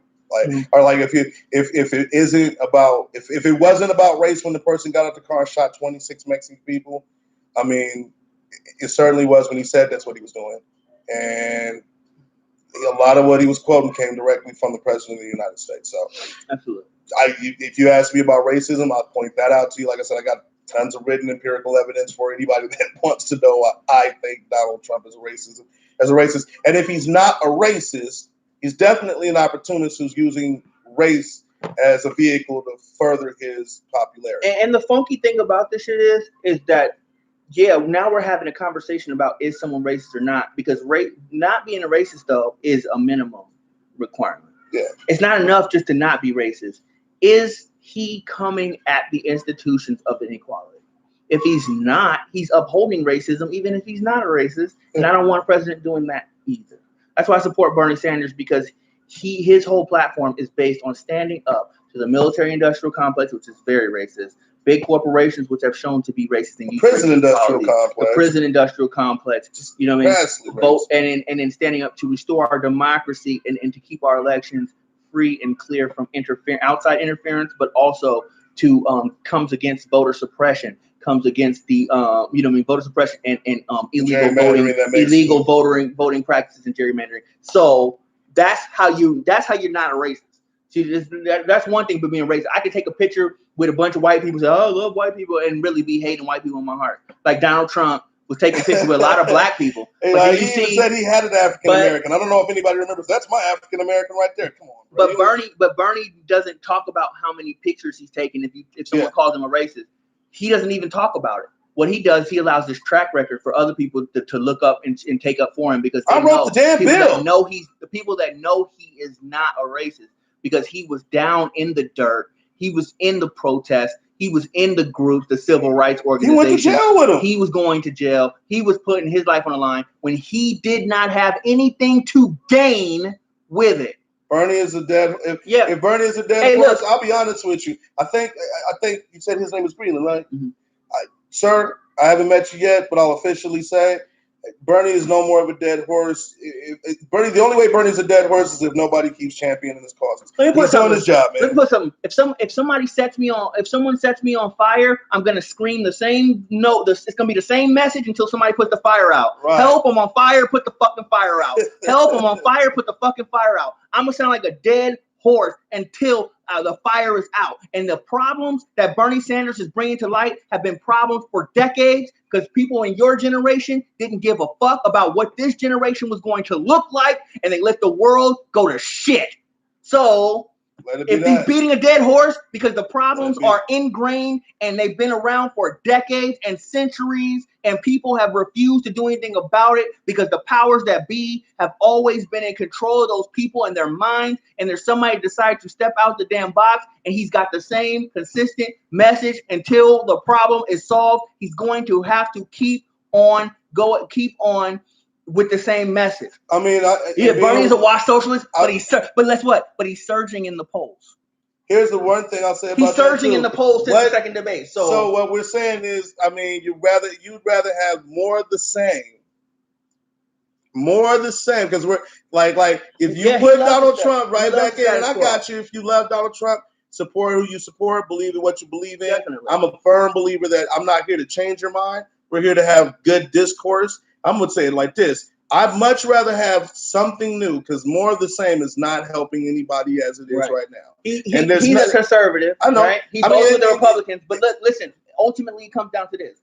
The most important problems that we all can agree are problems in America that Americans are most affected by and important are healthcare. The Republicans don't have a plan at all for healthcare. Nothing. They have no plan for climate change. They want to repeal. Remember, they wanted to repeal. Now Bernie is being realistic. What is a realistic plan for healthcare that the Republicans have?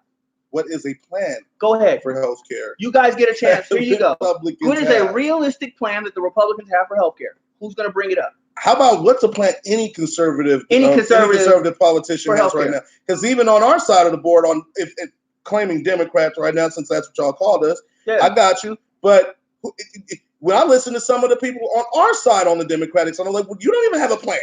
Like, you don't have it. Like, Joe Biden has something like a plan, but that's just because he's copying what the fuck Bernie's already saying. And he's just trying to tailor fit it. We're not going to really repeal it. We're just going to try to work it out and, No, nobody has a true plan for it except for Bernie. The Republicans want to repeal and replace because at least somebody's bringing it to reality. Somebody's actually putting some fruition behind it. Now, is it far-fetched because it's not going to get a lot of support coming to a Republican House or Senate? Hell yeah. But the Republicans only own the Senate by 5 seats. So it's only far-fetched right now because the Republicans would not let that shit happen. But if you fucked around and had Bernie get in and had a Democrat and a House-led Senate and House of Representatives, bro, realistic, real quick. I think that Bernie's going to encounter a lot of bounce from his own party simply because it was the same thing with FDR. Well, like we said, you know what the difference was? You know what the difference was with FDR that you didn't see with other presidents that you would see with a Bernie administration? Is that the actual people had to tell their people, write your congressman, look at your senators, hold them accountable. Well, that's what I'm saying. Like, it's a different day now because of the fact we have social media. We're live streaming right now. People are getting the message quicker. Wait. Here, the typical problem with the socialist agenda is you cannot explain how people fund their freebies. Hold on. So let's do it like this. Greenland, I asked you a question. What is the solution to the fact that 30 million people don't have health care? Let me know what's going on. Let me go. Now, he says, and then Tyrone says this, but really, we can't pay for everything Bernie wants. You obviously didn't see. Go and watch Bernie Sanders. I'll let him speak for himself. Go and watch Bernie Sanders on the Joe Rogan podcast. He explains in detail exactly how they pay for the stuff. Okay, so we're not cutting defense. Why not? I mean, okay. Why are we not cutting defense? Yeah, please explain to me why we need more defense. Why do we need 60% of the taxes to go to defense? Why are we not cutting defense? Explain that. Why do you think it's not going to happen? Is it just because you have a hunch that it's not going to happen? What's the indicator? I've never served, so none of that money benefits me. What's the indicator? Why wouldn't a president that voted, that is a non-interventionist president, set the budget so that they cut you know what I mean? Because the first thing he's going to do is take the troops from Afghanistan and bring them home. Right? No, I didn't say we shouldn't. I'm saying we're not. Right. Why do you think we won't? You're saying we won't. As it stands today, yes, you're right. First of all, you need to get rid of the freebies to illegals. Okay, how does that help? How does that help 30 million? Okay, really, then what? Fair enough. Then what? But how about this? How about we give away the freebies to illegals, right? But what freebies is he talking about? He doesn't know what he's talking about. No, they get free health care. I think in a couple of states they can get free health care. Poor people. That's a couple of states. Poor people. That's a couple of, we're talking about federal funding here, guys. Federal funding. Hold on. Greenland, because look, we're not going to do this with Greenland. Greenland, the question is, there are 30 million people that do not have health care in the United States. What did the Republicans say they're going to do about it? Okay, Tyrone said, because this is America, buddy. Right. And America has been owned by the America. Hold on. See, state and federal. It's not, because look, Greenland, they don't make statues for critics. If you want to be remembered, you got to be a problem solver. Here's the problem, Greenland. 30 million people do not have health insurance or access to medical care because of their ability to pay for it. What do the Republicans say we do about that? And I'm talking about indigenous. Because he's not even familiar. Because the thing is, he's familiar. He's not even familiar with the Republican stance on healthcare. Yeah, he just votes for them. He votes for them blindly. They support private healthcare. He doesn't give a fuck. He just votes for them blindly. He said so far Obamacare has killed great medical plans like mine. Okay, so let's get rid of Medicare. Let's get rid of Obamacare and let's go to Medicare for all. But what do the Republicans say? Do the Republicans have a plan? Because Bernie's saying let's get rid of Obamacare. Revise Obamacare. Right. That's what they're planning. No, what they're saying is repeal and replace. Replace with what? With what? That was, look, Donald Trump actually was going to do that, right? He actually had made that actually a proposed law, and he was going to make it in an executive order. They couldn't repeal. And you know what Mitch McConnell said? What do you have to replace it? Their plan is to keep Tyrone. Their plan is to keep the health insurance companies fat, but I'm trying to hear Greenland say that. And say that I want Greenland to admit his party. Right. Admit what your party's plan is. If it's such a great idea, admit it. They gotta have some for you to be so contrarian. I want to know now too. I want to know. Greenland, if you're familiar, if you were familiar, you would have said it all the time. No, the Republicans have a great plan. You didn't say that. What you did, you started ducking and dodging. You did the Ali shuffle 3 times. So I'm gonna ask you one more time. 30 million people are without health care right now. What do the Republicans propose that we do to make sure that those people have access to health care regardless of their ability to pay?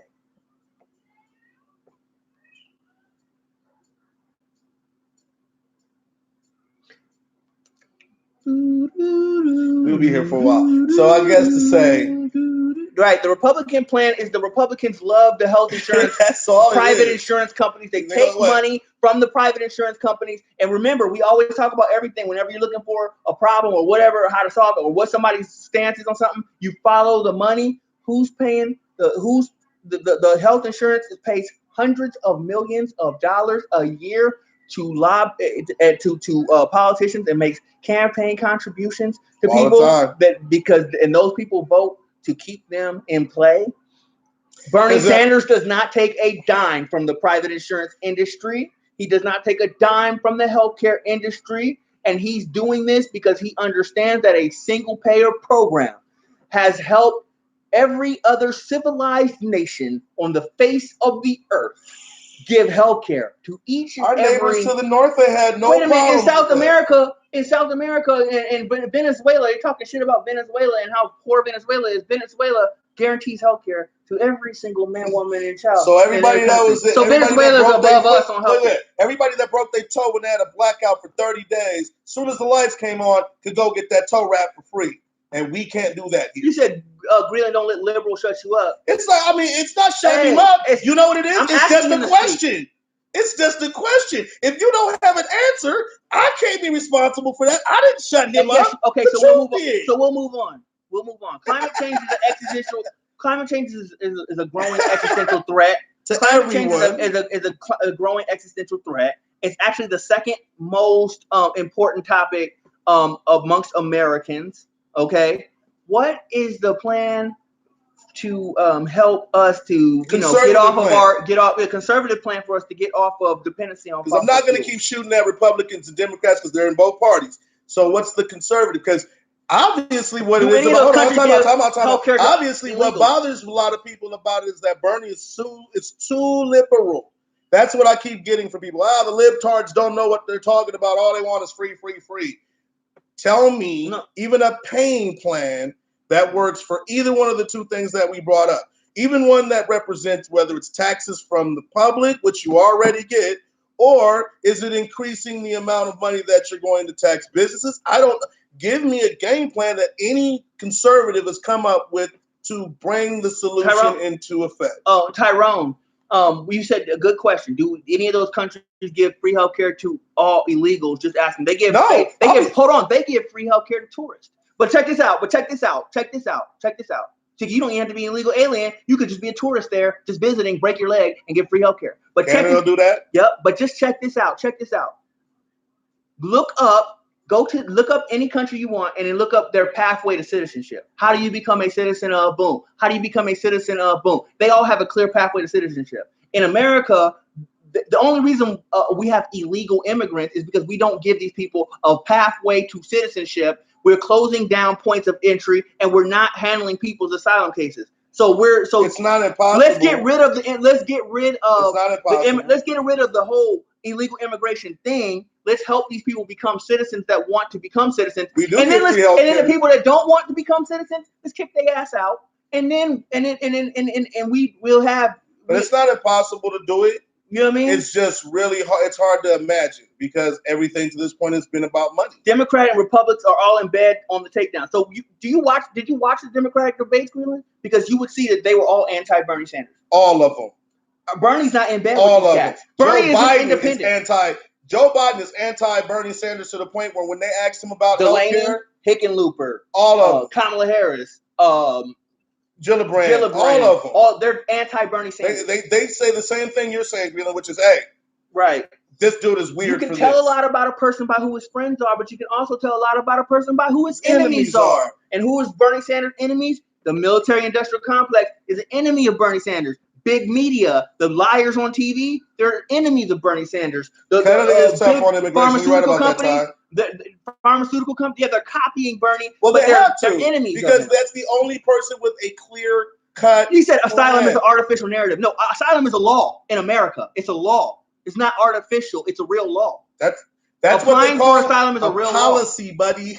Yeah, so that's real. That's a real thing, dude. That's real. I agree with you. Like Canada's not having it, but guess what? If you get hurt in Canada, they will take care of you. They're not going to press you like that. If you got to go home, though. Jamal Thomas of the Progressive Soapbox. Shout out to Progressive Soapbox. He was saying that he went to Israel. They're faking asylum. That makes more sense than what you're saying. He got sick in Israel, and he paid less. Who are those people? I'm going to let him continue. But I need you to tell me in the comments who are those people. Asylum is something that you apply for, and if you get denied, you get denied. But you can't. The American government, we have to allow them to apply. No, he's saying they're faking asylum. No, he's saying that they're saying they want economic. It's like this. If you have a grievance, say we're playing Scrabble, and I put a word down. You said it wasn't a word. You want a challenge. You might win that challenge, or you might lose that challenge. But you have the right to make the challenge. Asylum is the challenge. They have a right to make the challenge. Now they might lose, they might win, but that's for a court to decide, not for you. It's not for you to be like when he walks up, oh yeah, you're faking it. Oh, you're faking it. That's not what happens. What it do is you apply for asylum and then you go to court. And then when you go to court, I get that. They decide. Stern fake, I get that. But here's the thing. A lot of people, you can't fake economic asylum when you're coming from a country that's a third world country. You can't fake that. If you want a better saying life, economics is not a reason to. I know, I get what you're saying, but if you can't take care of your family and you can't feed your children, and you come looking for asylum in a country where it's offered to you, because unless we pride the plaque off of the motherfucking Statue of Liberty, it still says, "Give us your poor, your tired, your huddled masses yearning to be free." Right? So if economic asylum is the reason you're coming to this country, we literally wrote the reason for you to do that. That's where I'm coming up short. I just answered your economic asylum question, but I just answered your question. And then at the same time, but somehow I'm coming up short. But some people do. Wait, Greenland, you're typing a lot of stuff, but we still need that Republican healthcare plan down there. We still need that. Yeah, you can't get in the party without that ticket. Ducking and dodging. You can't get in the party without that ticket. Greenland is behind his little phone right now. He's watching himself, and he's sweating like a snitch at a gangster party because he has to answer this fucking question. His feet are to the fire. He got black. He's got Tar Heels for real. He got the Antonio Bryant blisters on right now. He's a Tar Heel for real. Oh my mama! Hey, look, I'm gonna say it like this. I do agree. Some people fake it, but at the end of the day, look, we have to trust. But the minority does not. We have to trust. 1/3 of the court system, the federal court system, are Trump appointees. Won't we trust Trump appointed people to make sure that fake asylum people don't get in? And they're in for life. They're judges for life. So even when the president changes, everything but that healthcare plan, I see you put that up there. I'm gonna tell you like this: every answer that ain't about healthcare or climate change that you don't give me tells me it doesn't matter, man. Got one, he lost credibility. See, look now, Robert. Now now ad hominem attack. So we see what you're made of. Yeah. We can you squeeze a peanut butter and jelly sandwich, peanut butter and jelly come out. You squeeze a Twinkie, cream come out. We squeeze you, what's coming out? Nothing but cowardice and ducking and dodging. You could have been Ali. You could have been Frazier. You could have been TMT. You know, the money team needs you, Greenland, because you could be training. You Teddy Atlas in this motherfucker. You need to teach other people how to duck. You need to teach other people how to bob, weave, duck, and dive, because that's what you've been doing. Now you want to come at me, Robert Kelly is a very nut job. I mean, hey, you're illiterate, or your comprehension sucks. So I'm gonna ask you one more time. 30 million people are without health care, Greenland. What is the Republican plan to make sure that everyone has access to health care regardless of their ability to pay? And we'll move on at that. We're at 2 hours. So this was a great show. And will Greenland work on that? You know what I mean? You know how to contact me. We're here every week. If it takes you a couple of weeks, we'll still be waiting for that answer. I asked him this same question a few weeks ago. He still ain't answered it. Yeah, this ain't the first time I asked him. You know you can Google it. He don't know. He knows he's embarrassed that he's backing people with these kind of he's embarrassed that he's backing. Our medical system cannot be fixed until we disconnect our medical system from the trade. Okay. So wait. He's right. He's right. That's why Medicare for all. That's what Medicare for all is. That's what it is. It's Ty, you stupid. Let him die. That's what single payer healthcare is, Greenland. Man, we've been trying to. I mean, again, that's that dead horse in the room we're talking about. See, the thing is, Greenland is for Medicare for all. He's for it. Just you have to pay for it. His thing, yeah, he just has he just has questions. His questions is, well, what about immigrants and they're sucking at the teeth of them? He's got that rhetoric in him, and it prevents him from stamping approval on good ideas, because good ideas, he wants to make sure that only Americans are going to benefit from good ideas. I agree, and you know what? On that, we can agree on, because I do not find it fair that. That not illegal immigrants, I'll say people that overstay their visas illegally, I'll call it that, or people that knowingly come to America with the intention of getting things for free here and then taking them back to their country. I've always had an issue with that. I take issue. What, like what? Well, I mean, there's people whose money is less than ours, and they come over here and they sell their stuff. Like Indians are notorious for coming over here. They come over here and sell their stuff. Like gold. That's import trade. Everybody does that's why that. they get caught. China does that. No. When you come here, you have to pay duty on your taxes, and a lot of illegal immigrants, or not even illegal immigrants, but people that come here to do things. I don't think illegals should have healthcare. I don't think there should be illegals in the country. I think there should be a clear path to entry. There should be a clear and cut. They went to that meatpacking plant and arrested 600 people, right? That were working, that were paying taxes, that were contributing to American society. I don't think that they should be doing that. They need to get rid of the whole illegal immigrant shit with reform. But every time we try to reform the system, the Republicans are the ones resistant to reform. So either you want the problem solved or you don't want, or you want the problem to stay. Republicans, with the problem staying, that's how they get votes. Once that problem is solved, the immigration problem is solved, they don't have nobody that's going to back them anymore. You're right. Now black men can't get those jobs. No, wait, no. The thing is, Tyrone. According to Greenland, illegal immigrants aren't doing nothing out here but, getting freebies. And I always say the jobs that these illegal immigrants are taking. Where were the jobs taken from? Where were they from? They were factory workers. But where were they at? Oh, what city was that? It was in Wisconsin or something like that. In Wisconsin? I think it was Wisconsin. But remember, it was in the Midwest. I will tell you that, which is odd because I didn't even know there was that many Mexicans. But remember, I think it was black unemployment, according to Donald Trump, black unemployment is the lowest it's ever been, and everybody should be super happy. No. Everybody should. What do you mean should? Hold on now. He said black Americans love him. Right. So love him. They call the White House. Black people already have jobs. No. And tell him of the great job that he's. Black people already have jobs. I didn't say they don't want those jobs. That's not what I'm saying. Mm-mm. What I'm saying is black people already have jobs according to Donald Trump. Black people already have jobs. They're not taking away jobs from people that don't have jobs. Right. We don't have any problem. And now he knows rich illegals, right? So either are they here for the freebies or are they here to get rich? Right. I'm confused. Are they here to get free or are they here to get rich? And this is capitalism. Why would you care if somebody came over here, outworked your ass, and they're richer than you?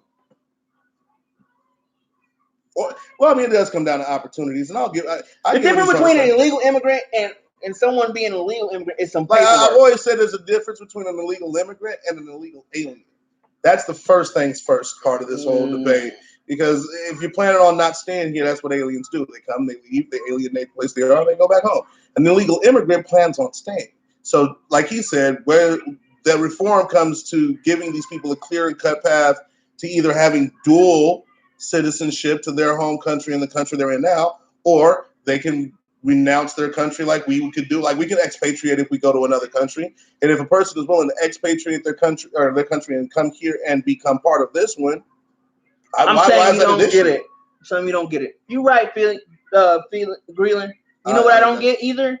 That 30 million people don't have health insurance. And the Republicans do not have a plan in order to fix that. But and out of those 30 million people that don't have it, even though we're 13% of the population, 25% of those people are black that don't have health insurance. You know what else chaps my hide? 40% of the people that work for minimum wage jobs are black. But when they talk about increasing the minimum wage, Republicans don't want black people to make more money. So you know what else chaps my hide?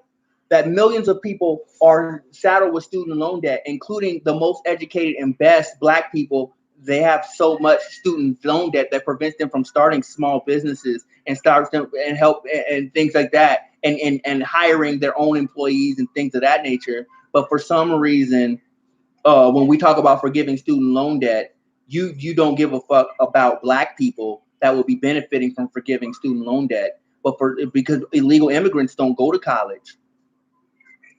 So why? So if you're worried about illegal immigrants getting that, illegal immigrants don't go to college. They don't, sir. But I know who does. Black Americans. Anyway, and on that note, I'm going to go ahead and sum up my liberal fake news. I'm done. Yeah, we're out of here, man. So thank you for tuning in to another great episode of the Best Case Scenario. We're always here to give you the controversial topics of conversation. And Tyrone, for the record, I kicked Greenland's ass on healthcare, and I've kicked his ass on immigration. on 101.5 Houston, Dreamers go to KHSX. college. Catch And they Tyrone also on had that, by the way, you DACA. guys. They Yeah. also repealed DACA. So again, not liberal, fake Dreamers news, go to college. just Dreamers, news. dreamers are people, by the way, dreamers are people that are on a pathway to citizenship through doing the things that they're asking to do, It's called like being staying out of trouble. naturalized for 12 Right. years and then actually taking your citizenship And guess what they get? test. Guess what they get? They get their papers while they're on that pathway to citizenship. So they're actually legal. Yeah, buddy. They're there legally. Gotta shoot your shot with a little more education. So you gotta hate stuff. Anyway, Don't hate on yourself. so They're not illegal. They're not illegal immigrants. Is D Johnson. No, illegal immigrants can go to college, but illegal immigrants cannot get student loans, dog. That's paying for their own shit. That's what you don't understand. They can, but then it's illegal, and then it's they get financial aid through the DREAM Act. They don't get financial aid through the same thing. They can't get a private student loan. Is what I'm saying. They can't get a Sally Mae loan either. No, they can't get grants. They can't get any of that because they don't have a social security number to do it. You can't even apply for a grant. You can't even apply for a grant with a green card. It's not. They don't let you do that. Exactly. Look it up. Look it up. But of course, again, my name is D Johnson, friend of the people, and this has been the best case scenario. Thank you for tuning in. Check us out again next week. Same bat time, same bat channel. Shout out to Todd, like you said, 101.5 in Houston. Tune in, and until next week, we'll see you. If we don't see you sooner, and we'll always keep bringing. What was it? How you say? You always say? Oh, and remember, the best is still yet to come.